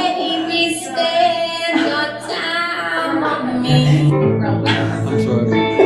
Mr. Holly, would you pause? I'm going to object as to relevance. I don't see what the point is that we're trying to make here. We've already talked about the videos. We know that she took them. They don't have anything related to the kids or the business. Is the relevance, Mr. Holly? The relevance is the kids, as he testified to, old enough to get on the internet. They're old enough to see this. Other kids are definitely old enough to get on the internet and old enough to see this. This was, he will testify and connect this up, that this was taken off of the internet. This is where people can go and see that are proposing to do business with Giggles and Glam, the manager of Giggles and Glam, with this type of activity going on. And it's not conducive for that type of business. And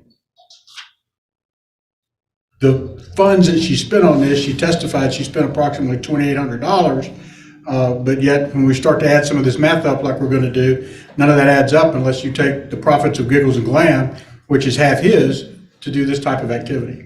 I want to overrule the objection because under 36.6.106, as far as determining the primary residential parent status, which is what I'm having to decide today, numbers 8 of those factors that are set forth is the moral, physical, mental, and emotional fitness of each parent as it relates to their ability to parent the child. I'm not saying that I concur with what Mr. Holly is arguing as far as this goes, but he has every right to present the evidence that he thinks is relevant, and under that statutory guideline, it would be relevant at least on that factor. Again, not stating that I agree that that is a significant or compelling, but I am allowing him to present his evidence. Overrule the objection, Mr. Holly. Yes. That is a wow. You know what you're doing, don't you? Girl! That was incredible. So good. That's incredible. Aren't you so proud of yourself? Can I state that Leah said that was on TikTok? It's on Instagram and Facebook as well. It's not private. I didn't know she was going to do that ahead of time because I have access to her email and she knows that. I told her about it. I asked her. That's a joint email, correct? Well, yes. I mean, Leah's, the Valley Cleaning Service and Valdez Holdings are both, Valdez Holdings especially, but both set up underneath my Apple ID, saving passwords to my Apple ID.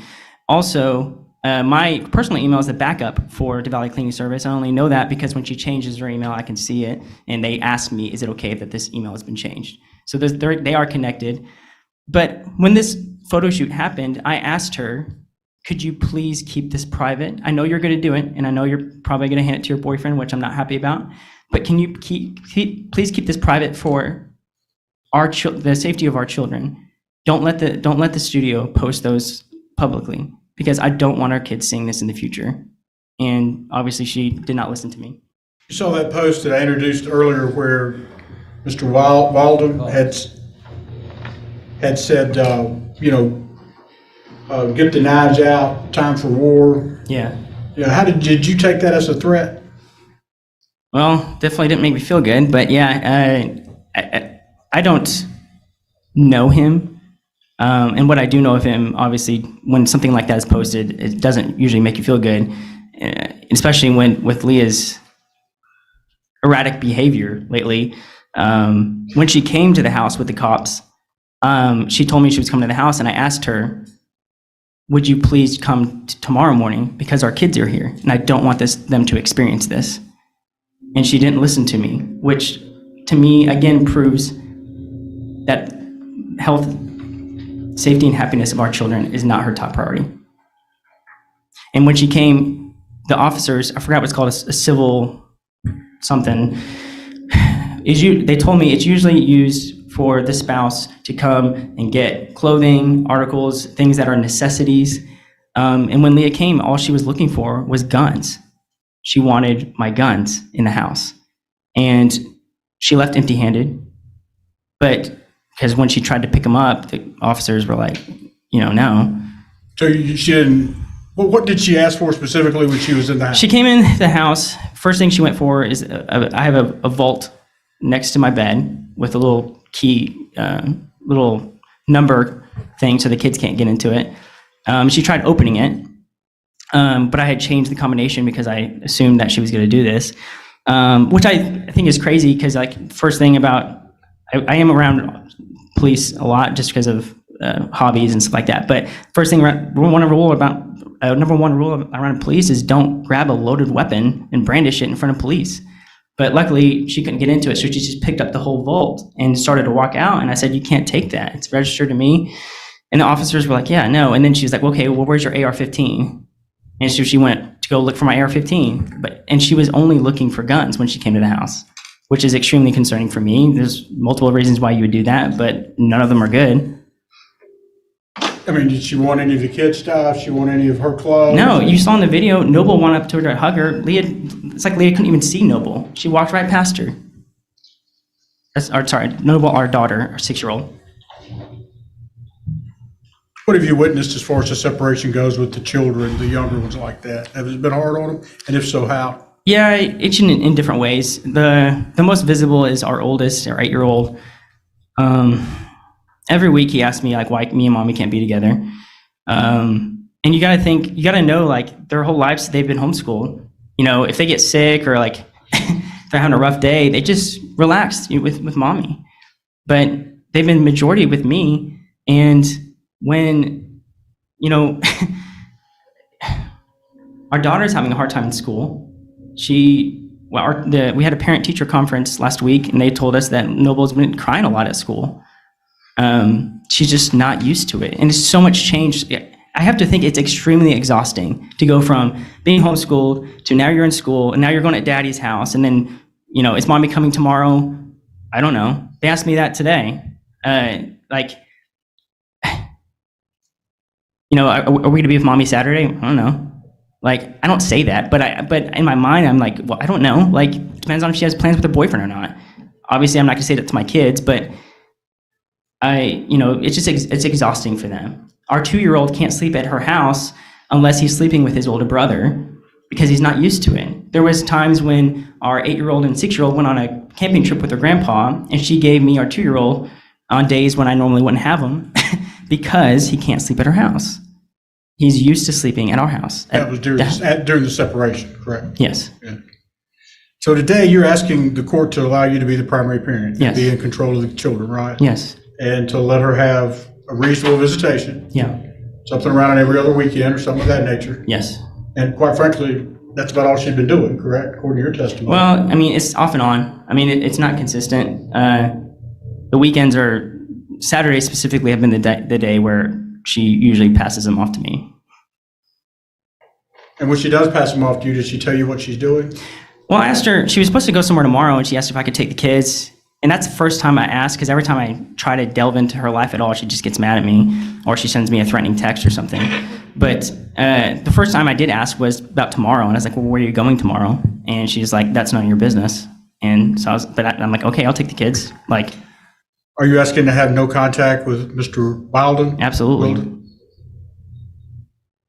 You're asking for mom to take a drug test? Yes. You think there's more to it than just what she's testified to? I don't know. I mean, Leah's always, up until recently, always been very truthful, but I know that she's lied a lot about stuff. She wasn't even honest, you know, with our lawyer about the affair until pretty far in. And when she did admit to it, it was like, oh, I slept with this guy once, and it was after we were separated, and that's not true at all.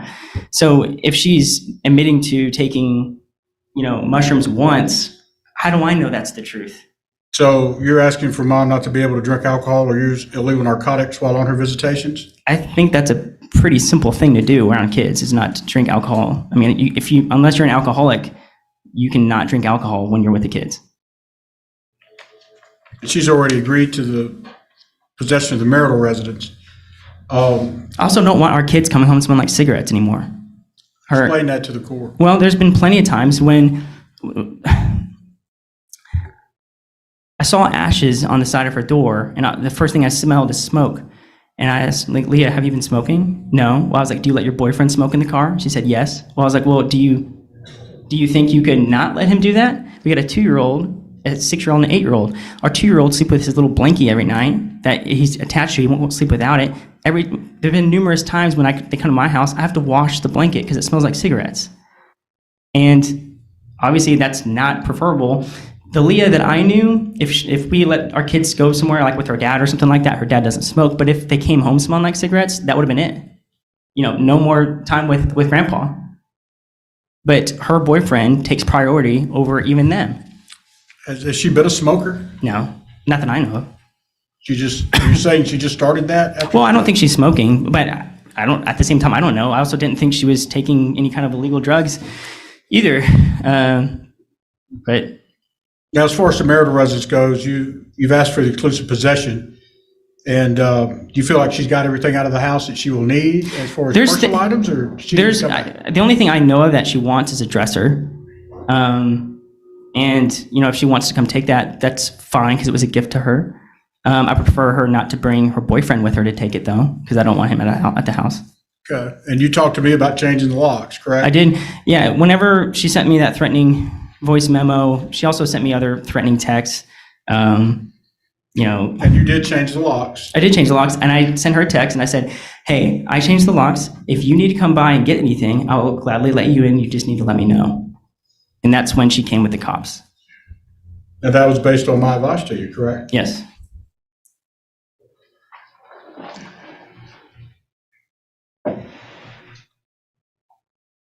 Are you asking that Mr. Wilden not have any contact with the business as well? Yeah, absolutely. I don't think that should be as big of a sacrifice as what Lee is making it out to be if he's only working there one day a week. Are you concerned about them trying to do away with this business and start his business? Absolutely, especially if he has a competing business not far away. She's posting on Facebook recommending his business on Moms of Hendersonville. Our business is located in Hendersonville, and she's recommending Kids Cuts for him. How does that help our business? Are you asking for her to maybe to give you some sort of accounting or something like that? Absolutely. There's on our credit card, you can see, you know, she used our credit card, our business credit card, to buy her boyfriend a banner. There's a bunch of other purchases on there that may or may not be legitimate, but I don't know. There's a lot of Amazon purchases on there. I don't have access. Is there actually a pleading that's on the docket for today about these issues that you're now talking about? There is. I had filed also a motion to reconsider the restraining order. Shouldn't that be heard by Judge who issued it? And I also filed a, well, I don't know that she's not coming back until the end of the year. And quite frankly, the restraining order is gone. As far as the meat of the restraining order, the money's already been returned. But my question would be, is that you're asking for him what all he wants, and he's talking about now banning this gentleman from the business and so forth. And I don't know that there's a pleading down in any of these motions. You have a motion, the mandatory injunction and temporary restraining order to appear and show cause, a motion to adopt a parenting plan, motion for exclusive possession of the marital residence, a motion to reconsider the temporary restraining order, and a motion to set temporary parenting plan. Nothing in that indicates to me anything regarding the business. Judge, there is. Let me put it up here.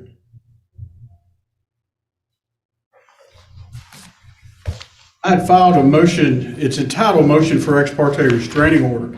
The meat of the motion talks about a restraining order and then asks for it to be signed on an ex parte basis. And Judge Lockhart-Mash declined to issue that restraining order. On an ex parte basis, but the motion for the restraining order is still there. And I asked for it to be heard, you know, with immediate consideration. But my understanding from these, the way they're done, the ex parte part, she declined to sign it. I wasn't given notice of the filing of the restraining order by Mrs. Valdez.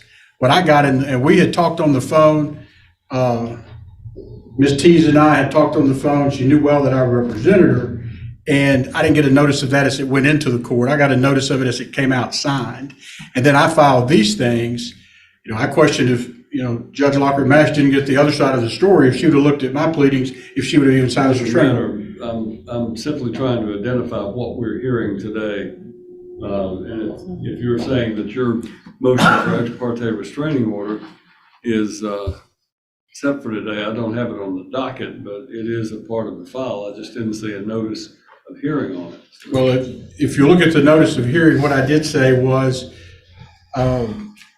is expected to be introduced and filed with the court clerk for immediate consideration, this motion. And, you know, the motion calls for a restraining order, and then it also asks for this to be heard on an ex parte level and to sign something, which got denied. But there's also the motion for and the body talks about, you know, the father, by through his counsel, requests a restraining order prohibiting the removal of the parties' minor children, namely the 3 children, you know, by the petitioner. It talks about a restraining order. And that's what I'm asking for, and I think that's appropriate. And it also talks about the business and the things of that nature. But that's what I'm asking for, not to travel under today, as far as him not having any access to the business. Ms. Tees, you've been standing. What do you have to say? Yes, Judge.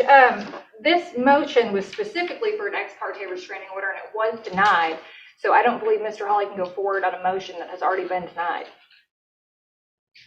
Well, like I said, it's an ex parte, and then there's also the motion for the restraining order. It's all in one. My understanding was that if it got denied as ex parte, we could still argue that. Well, your motion for ex parte restraining order was denied. Then if there is something in the body of it, then that requests some sort of a hearing on a restraining order, then you would be required to give notice. So I'm simply saying that I'm not going to address the issue of restraining other people from being involved in the business because there was not a proper notice to Ms. Tees on that particular issue. But all of the motions that are properly noticed will have the hearing on that. May I address the court? Unless, I don't know if you looked at I would just say the last part of that motion. The husband has requested that a restraining order be issued. This is the prayer section. That a restraining order, be it not ex parte, the husband is requesting that a restraining order be issued prohibiting the mother from removing the minor children from his care and custody pending a hearing on this matter. And further prohibiting the mother from allowing access to the party's business, namely Gibbles and Glam, in any manner whatsoever. So we did address the business in there. We're talking about the mother at that That was point. going to be heard today. Well, again, the notice, and it was only because everybody's filing restraining orders. We're filing restraining orders I didn't have notice of. I know it's going to be signed and set. So I've prepared all of this to be sent in. Meanwhile, this got signed and got sent to me, in the process of filing all this stuff. But my notice did say the motion for ex parte restraining order, which is what I've entitled this motion I just read from, is expected to be introduced and filed with the court clerk for immediate consideration. And that was well within the time frame. And it was immediately considered by Judge Lockhart Mash, and it was immediately denied. That's all I'm pointing out, is that there was no additional notice rather, that the motion was going to then be presented in court today that Ms. Tees would have had notice of. So I'm simply ruling that it's not that particular portion of your motion, your motion for ex parte restraining order is not per se on the docket. You have motion to reconsider the temporary restraining order and all of the other motions that are properly noticed. You may continue with your questioning of your client before we take a recess.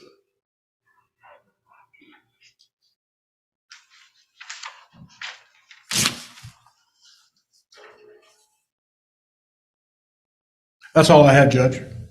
Thank you. All right, well, this will be an appropriate time for cross-examination for us to take her after the recess. So we'll stand in recess for 15 minutes. All rise. Court's now in recess for 15 minutes.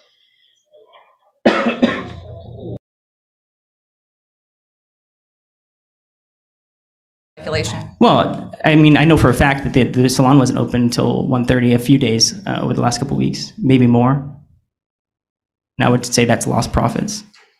Now, have you yourself communicated to employees of Giggles and Glams telling them the situation that's going on? After they left. So I had some reach out to me after they had left to let me know what was going on. But I had no communication as far as enticing or trying to tell anyone what was going on before they left. You also stated earlier that, you felt threatened by the post made by Christopher Draper that you saw on the screen over there. Isn't it true that your name was not mentioned anywhere in that post? You were Yeah, not it's true that directly my mentioned. name's not mentioned on the post. And isn't it true that the reason your wife came to collect the guns from your house was to recoup on the money that you took out of the account so she could pay her I employees? have no idea. She could have came there to disarm me. She could have came there to give the But guns to didn't her she call you boyfriend. beforehand and tell you that she was coming to get them? She was coming to get the guns, but I don't know what she's taking them for. She didn't tell you the reason. Taking guns. That's all she said. I mean, I would assume that it's one of three things. She's going to recoup the cost, which I don't know how you take someone else's guns that are registered to them and then you go and sell them. But it could have been that. It could, but for all I know, with Leah's behavior lately, whatever she tells me, it could be the complete opposite. I mean, she could be giving guns to her boyfriend. She could be just keeping them so I don't have guns for some reason. But in this case, you know that not to be true because she told you that she was coming to get the guns to recoup on the money you took from her. I would assume so. I mean, that's what she said. Okay. I think, if I remember correctly. All right. And did your wife ever consume wine while you guys were living together? Yeah. And that wasn't a concern for you the whole time you were married? No, I mean, I never saw her get drunk. I don't drink, but I didn't have a problem with her drinking wine. She never consumed beer while we were married. So now that you don't live together, you have a problem with it? I have a problem with her taking drugs, and then also with her behavior lately tells me that she is not practicing self-discipline. So I don't want her drinking when the kids are there. But during the course of your marriage, have you ever known her to be an alcohol abuser or a drug user? No, not at all. Yeah. And that's what's so concerning. Yet you want her to be court ordered to take a hair follicle test when she has no history of drug abuse? I mean, she literally just said she took drugs. Why would I not want her to take a drug test? And that's the one that she admitted to anyway. I don't know if there's others. Do you think a one-time incident and drug abuse are the same thing, sir? Yeah, I do. Okay.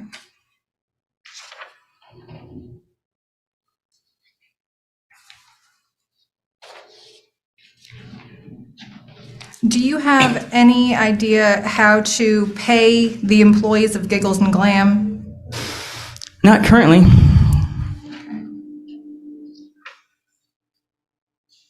And so is it normal for you to make such a large withdrawal from the business account?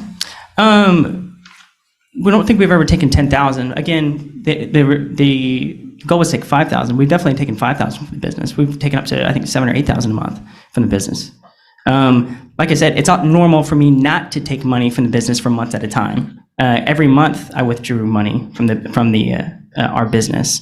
And like Leah said, she would let me know the profits. I withdrew the money, and we shared all of our bank accounts, so we would put them in bank accounts. But from June profits until now, I hadn't taken anything. Okay, and so what did you do with the 10,000? You just were leaving in your account? 5,000, I put it back immediately, and 5,000 I was holding. And did your wife voice to you that she wouldn't be able to pay both of your employees if you don't put it back? Yeah, and I actually voiced to her, let me know, give me something besides these credit card statements that I see of you just using, our business as your personal piggy bank. Give me something so that way I can help, because this is a 50-50 business. Even if she has been operating it, it's still a 50-50 business. Didn't she in fact tell you that she'd be happy to provide you with an accounting? And she never did. She just filed.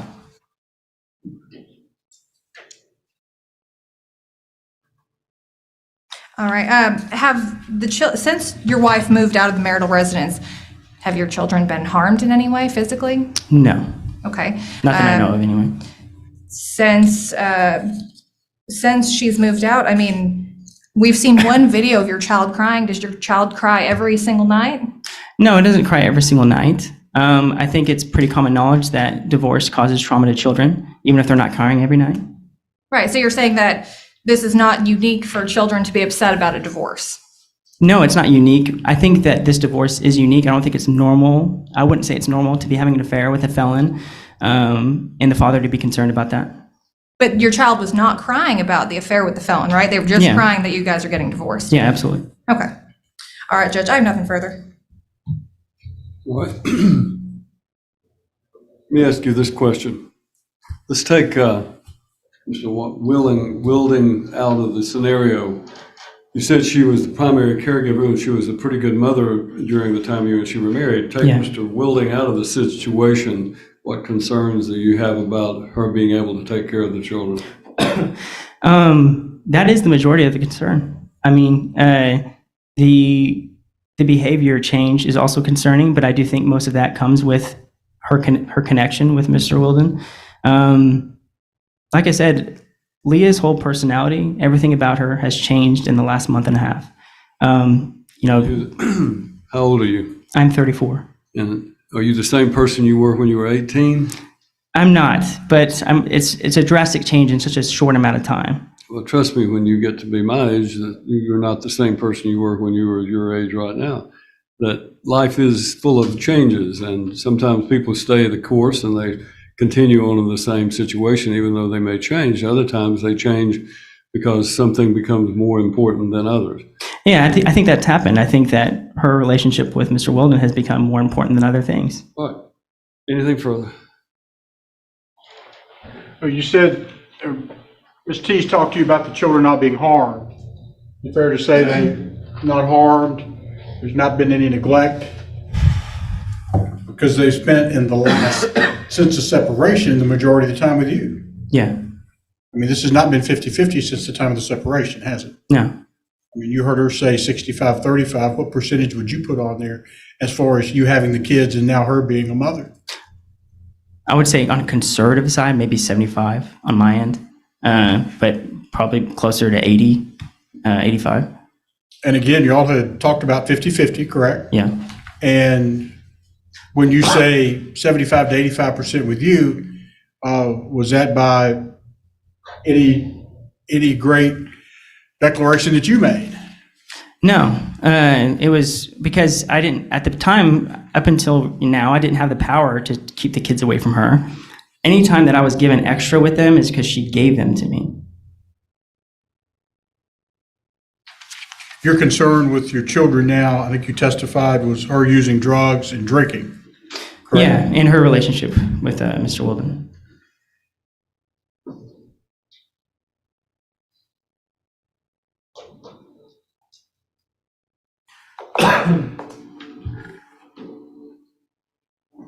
And I think you testified your youngest or your middle child can't sleep. Which child couldn't sleep? Our 2-year-old can't sleep at her house by himself anyway. He can sleep with his older brother, which he doesn't do. He's never done before, but that's what Lee has communicated to me. Okay. And you said you'd lived in your house now how many years? Like 2.5 years, something like that. This is the only house he knows. Oh yeah, he's 2 years old. So yeah, this is the house he's known. And again, you're asking the court pending the final hearing to be the primary parent to kind of maintain the status quo now. Absolutely. Nothing further. Recalls? Just a couple, Your Honor. Would you say that it's normal behavior for a child to take a little bit to adjust when they move into a new residence? Is that reasonable? Yeah, I think that mixed with the compounded on top of separation of parents and never being in school before is a lot for a little child. And would you say that it's understandable that the kids might have spent more time with you in the last couple weeks because my client was moving into a new residence and working? Yeah, but that's not the reason why she did it. She did it because she's going on trips or she had to work or... But you don't actually know that. That's just what you're speculating. Well, she did. I know for a fact on one Saturday, she went on an all-day trip with her boyfriend. And then obviously this last Saturday, she was on a weekend trip with him. But... That accounts for very minimal days out of the last 33. Is that accurate? To my knowledge. I mean, most of the time she wouldn't tell me what she was doing. Nothing further. Thank you, sir. You may stand down. Ms. Holly, you may call your next witness. That's our proof, Judge. You have rebuttal proof to offer? No, Your Honor. I'll hear you in argument. Your Honor, this case is a case of... Come to the podium, please. It'll make it a little easier for me to hear you. This case is just a divorce case of bruised egos. It has nothing to do with my parent being a bad mother or a neglectful mother. In fact, she's raised these kids for 8 years, almost by herself. As far as giggles and clams goes, we've heard proof today that she made an erroneous expenditure from the business account, the amount of $100, Your Honor. That is just not enough from counsel's perspective to take ownership of a business or the responsibilities of a business away from somebody when she has stated that she'll gladly put those funds back in. Mr. Valdez deliberately took $10,000 out of the account, requiring my client to go get a loan from a family member just to pay her employees. And so it's clear that Mr. Valdez does not know what he's doing as far as this business goes. And so that's why we're asking for the restraining order to be kept in place. She will happily account for all business expenditures and show proof, but she's been running it by herself since August of 2022, and to change things now might be catastrophic for the business. As far as a parenting plan goes, like I've said, 50-50 is more than reasonable. We want to maximize the children's time with both parents and not alienate them from either parent. My client will not do certain things that she's testified to any longer, and she'll make sure of that. But as far as the wine on a Monday night, she's not the only client that I have that does that still has full custody of their kids. You have other clients that drink wine? I do. But, Your Honor, we believe 50-50 to be more than fair. We're not trying to alienate Mr. Valdez from his kids. We just want my client to be entitled to her time with her kids as well. If Mr. Draper was put in a lineup, these kids wouldn't even be able to tell Your Honor who he is. So I don't think that Mr. Draper is the reason this court needs to hang its hat on not giving my client her fair share of custody. That's all. Holly? Well, I have a little different view from the testimony that I heard, Judge. What Ms. Valdez testified to was it was a fairly religious husband, wife, children, and, nice house, white picket fence type relationship. Mrs. Valdez has then taken that, and in a simple divorce action, you have issues with your spouse, you move out, you go get a motel room, maybe you get an apartment, you work toward your best interest of the children, and you do it that way. Mrs. Valdez moved out, as you heard testimony, left, went immediately and used marital funds to spend the night with her boyfriend and consummated that relationship on that night. Rather proud of it. Then, over her somewhat testimony of being scared to death of Mr. Valdez and not knowing how to handle that, goes back, stays with him for a week, and then enrolls the kids, in a school. Again, all preparing for this divorce. Mr. Valdez is trying to save his marriage at this point and trying to do anything possible for his wife and his children. Then Mrs. Valdez, admits today what's been going on is they drink 5-6 nights out of the week, 2 or 3 drinks a night. She's got a convicted felon, someone who's had a serious addiction problem, having those kind of drinks while her children are spending the night. She's testified that and it goes directly to her credibility, using mushrooms, a psychedelic drug, experimenting with that with Mr. Walden, while he bought it and brought it into the home. She goes out and spends close to $4,000 for him to have a motorcycle. She goes out and spends $3,500 for a photo shoot. Still don't know what the purpose of that really was. And this is a photo shoot that was on the internet for everyone to see. Mr. Valdez has some valid concerns about her parenting abilities when he says other people can see this. Other people can tell other children, this is your mother. This court's well aware that, and you've heard enough cases where kids understand all of that, and all of a sudden, it's a problem for that child.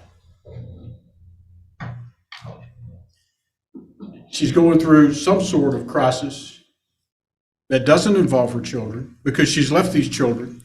Uncontroverted testimony of Mr. Valdez, he said 26 of 33 days with him. That's what's going on.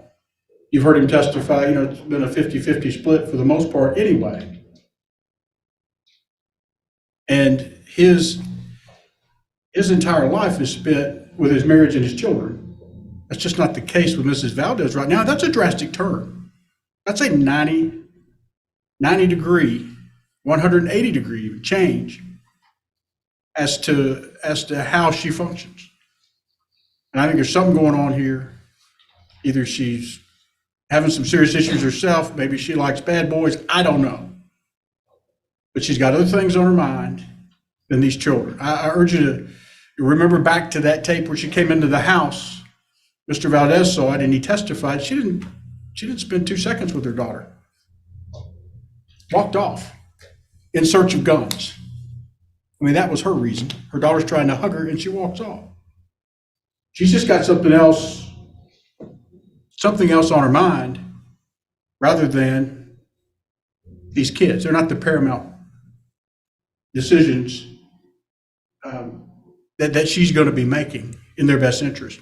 Mr. Valdez, I think from his testimony today, there shouldn't be any question that he's rock solid with these children. These children deserve to be with somebody rock solid after what's been happening to them throughout this process.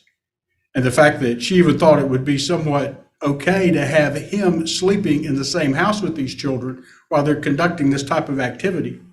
And I mean alcohol and drinking every night, and Lord knows what else.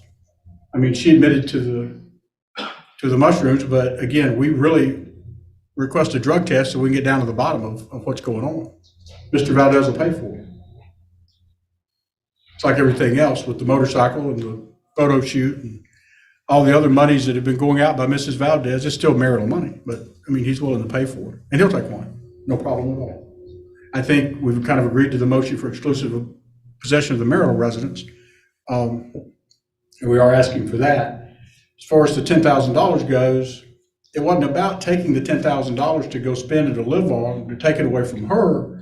As he testified, it's about spend this on your boyfriend and your midlife crisis or whatever you're going through. Don't be spending it on motorcycles for your boyfriend. Don't be spending it on photo shoots for your boyfriend, I'll say. And don't be spending it on things that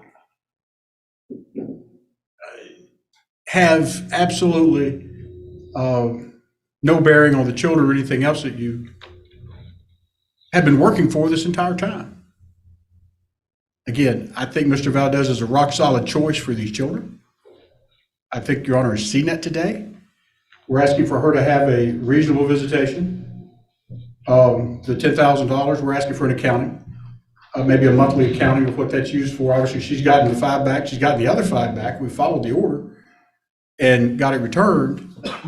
We just like to have some sort of accounting of what's going on. I think he is owed that. It wasn't about keeping the money from her. It's about how you're going to spend it. And if we could have some sort of accounting, we never got that and never got an agreement on that. You heard today that I wasn't even here. There's no agreement on anything. We didn't have any sort of agreement to even get an accounting, and I've asked for this situation. But Mr. Valdez is begging you to let him be the primary parent over these children. Let her have some visitation with obviously no contact with her boyfriend, and let's get through this divorce. Let's get to a final hearing and see what you want to do or see how she improves herself during that period of time. Because I submit to the court, I don't think today with her testimony, especially the boyfriends, has been very impressive on being able to take care of children, small children. Thank you, Judge, for your time. Couple of observations, and one is sometimes people who come, especially, and this is based upon my own experience and my own background, as well as my observation of people throughout my career as a lawyer and now as a judge. It is sometimes surprising to one party of a marriage that the other party doesn't want to be married to them anymore and that they've changed. Well, the problem is that people change, and what might have been important to this young lady at one point in her time may not be important to her at any point. It happens with people who are raised in a very religious background. As the old country expression is that they sometimes want to kick the traces. That has to do with a mule pulling a plow. But in any event, sometimes people want to kick the traces and get out of the regimen of their life and go on with it. So I don't have any problem with the fact that she wants to deviate from the closely held religious beliefs that Mr. Valdez may think that she's required to have or that would be appropriate for her. I don't have a problem with that. My only concern is about the decision process that is being made, and I'll address that in a moment. In deciding who is going to be the primary residential parent, I'm required to look at the factors that are set forth even on a temporary basis under 36.6.106 of the Tennessee Code. Those factors include the strength, nature, and stability of the child's relationship with each parent, including whether one parent has performed the majority of parenting responsibilities relating to the daily needs of the child. Clearly, the testimony of both of these parties was that Ms. Valdez was during their time they lived together, that she was the primary residential parent for these children, that she was the person who fulfilled most of those things. He was also involved, but she was the primary person who provided for that. Number two, that each parent's caregiver's past and potential for future performance of parenting responsibilities, including the willingness and ability of each of the parents and caregivers to facilitate and encourage a close, continuing parent-child relationship between the child and both of the child's parents, consistent with the best interest of the child. It does not appear to me that under the circumstances that either of them necessarily has failed to provide or fulfill their parenting responsibilities. But I have a real problem with someone who calls up, even when you found out that he had the $10,000 removed, calling up and threatening to make sure he never sees his children again is one of the things that is anathema to this court regarding children. You don't threaten another parent with never being able to see their child again in order to gain an advantage in a lawsuit. It just simply is not appropriate. It's not done. That causes the court to find that factor favors Mr. Valdez simply because when you threaten to keep him from ever being able to see his children again, it does not indicate you're going to facilitate a close relationship between him and the children. I don't have any. Number 3 is refusal to attend a parenting class. I don't have that evidence before me because this is temporary. The disposition of each parent to provide the child with food, clothing, care, education, other necessary care. They both have apparently been doing that. There's not been any real exchange of money between them, but I think she was waiting to try to get herself set up. The degree to which each parent has been the primary caregiver is defined by the parent who's taken the greater responsibility of performing their parental responsibilities. Clearly, as I've said, she was the primary caregiver during the marriage. When she left and left the home for that period of time, Mr. Valdez, who had been involved previously as well, but not to the extent she was, he's assumed a greater responsibility for performing those parental responsibilities under the current status that we're in. The love, affection, emotional ties existing between each parent and the child, I think they both love their children, and I don't have any question about that. The emotional needs and developmental level of the child, I don't have anything to indicate that any of these children, one of them is a 2-year-old, and none of them are very old. I think there's an 8-year-old, a 6-year-old, and a 2-year-old perhaps. But they're young children. Number 8, the moral, physical, mental, and emotional fitness of each parent as it relates to their ability to parent the child. As I said, I don't fault you for deciding, that you lived in a closely, a very confining religious background in the past, and one that envisioned that you were going to be the wife that took care of everything and did everything. I don't have a problem with the idea that you no longer want to do that. In today's society, unlike the Jewish society that existed at the time of the scriptures being written, women were in a different class. They're not there anymore. We're in a different world. So for that reason, I don't have a problem with it. My problem was some of the decisions that you've made. For example, if you think your children don't know or won't figure out that you're having Mr. Wilding to be at your house overnight, you're just kidding yourself. Kids, as they grow older, are going to figure that out. Second thing is that your decision to use mushrooms, shrooms, or whatever you want to call them, something that is patently illegal as an experimental situation, is a regrettable decision on your part. More importantly, it is a criminal act. And although certainly we're not going to refer this for criminal prosecution, there's no reason to do that.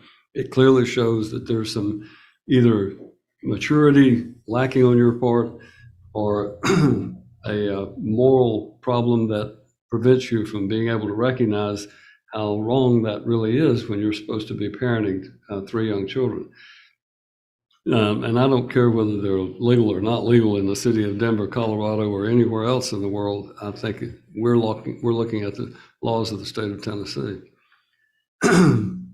The child's interaction and interrelationship with siblings and other relatives and step-relatives and mentors don't have anything about that.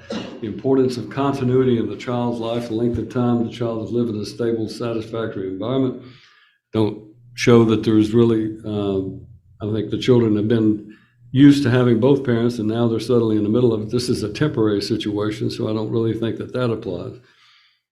Number 11, evidence of physical or emotional abuse to the child or children. I don't find any evidence of that. Number 12, the character and behavior of any other person who resides in or frequents the home of a parent and such person's interaction with the child. I'm all for someone who has turned their life around. I see it every day. I'll be seeing it the next 2 days when I have our hearing in criminal court regarding violations of probation. I credit anyone who goes through a process to try to straighten out their life. My idea of sobriety is not someone who goes through sobriety after having a lifetime of criminal activity and then suddenly decides they're sober but yet drinks 3 or 4 times a week or 4 or 5 times a week and 3 or 4 times a beer. No rehabilitation program, no sobriety program that I'm aware of ever condones the use of alcohol. It's just substituting one drug for another. And so for that reason, I think that it's obvious that Mr. Wilding has not really embraced the sobriety that he has testified to, and that in fact he's not an individual who is particularly embracing his sobriety to the extent that makes him an appropriate person to be around the children. His criminal history, there's no violence or anything in it. They're all drug related. But the fact that he has a history of drug related convictions and is now using mushrooms, and stated rather cavalierly that he was prepared to use them again if that situation presented itself, indicates to the court that he is a person who has not fully embraced the idea that he could go back to prison for possession of mushrooms, and has testified under oath in a proceeding that he did in fact do that. If he was on probation, he'd be looking at going back to prison immediately on a violation of probation. So that is a factor that clearly concerns the court. Don't have anything else about the employment schedule. I think both of them can make advantages of the schedule. They can make it work. Any other factor deemed relevant by the court. So what we have here is a situation where two people are just now going through. I don't care whether you had this boudoir photographs made. I do think that it does create some issues you might want to think about as far as publishing those on the internet. But as far as this court is concerned, that's your life. You can do with it what you want. He can't control you anymore to do those things. If that's what you want to do, then you have at it. I'm just simply saying that you've got to consider your children from that perspective as well. And maybe years before that ever comes to their knowledge, but nothing that I saw on that demonstration that was given was anything that would be so severe that would traumatize the children, but perhaps I'm different than the children. Possession of the marital residence will be granted on a temporary basis exclusively to Mr. Valdez. Operation and control of the business will be granted to Mrs. Valdez because she is the person primarily responsible for running the business. I think he's had very limited control or whatever. As far as me setting aside Judge Lockhart Mash's order, I am not prepared to do that. I don't think it is appropriate for me to go behind her restraining order. And he has returned the extra $5,000. However, she will be held accountable for the operation of the business, and he will be entitled to have access through his attorney to any financial records that might be during the discovery process to determine how she's operating the business. I'm going to say some things that you're not going to like, and you just need to understand. And certainly Mr. Welding is not going to like them. He doesn't have any business being around these children, right? So he is prohibited from having contact with your children, from spending the night in your home when these children are present, period, exclamation point. Once you're divorced, that's a different matter. But right now you're in the middle of a divorce, and so for that reason, I'm limiting and prohibiting that contact. I've given you the reasons why I feel that that's not appropriate. But in addition to that, he'll have no interaction or no input or any involvement in the operation of this business. It's a jointly owned business between you and Mr. Valdez. You're going to operate it. You do it. He can give you advice if he wants to, but he's not going to be involved in it, period. You understand that? Then lastly, I'm going to order that you not make any more loans to Mr. Valdez. You don't give him any more funds. Every dollar that you have, theoretically, and every debt that you incur are considered, as long as you're married, to be marital debts and marital funds. So you cannot, I'm just prohibiting you from giving away to him or anyone else marital funds. So you're not, I'm basically saying you've got to use that money for your children and for yourself and for the business, but you can't give it away for anything else. And that includes incurring another debt to give money to anything else. So that, in my opinion, takes care of the business. So it really comes down to who's going to be the primary residential parent. Based upon this court's observation and determination, I find that Mr. Valdez should be the temporary primary residential parent. That is really just a jurisdictional designation. At this point, I'm going to set an equal residential schedule. I asked him the question about your parenting, about what kept, what concerns he had about it. And Mr. Welding is the only concern he had. Otherwise, he thought you were a good mother, the person you used to be. Well, we're going to establish a track record for you. You're going to have the children. We're going to just alternate weeks. Now, the two of you can agree on anything else, but you alternate weeks in between. You can exchange on Fridays, and if you all make up a different arrangement, so be it. But I intend for you to both have equal time. Why am I doing that? Because your children are my concern. They're missing their mother. They're with their father. You're going to each have an opportunity to establish a track record on how you deal with these children and how you deal with each other. Trust me when I tell you that if you come back in front of me and I hear another recording of you threatening him and cursing and so forth, you're likely to lose the equal residential schedule and go to something much more restricted. I don't want to do that because your children want to be with you. But I'm giving you the opportunity to do that, giving you the opportunity. If you want to be with him, that's your choice, with Mr. Wilding, but you can do it when the children aren't present. And then I've given you the other restrictions. As far as when the children are with you, there will be no consumption of alcohol in your house, period. And it's not that I am opposed to it. I think the Bible is full of examples of alcohol being involved in it. That's my personal belief. May not square with everybody else's, but I believe there's no prohibition. What is prohibited are the extremes: gluttony, alcoholism, being given a strong drink. Those things are what the Bible says you shouldn't do. Not that I'm preaching, but since your background is such, I think that's what you need to think about.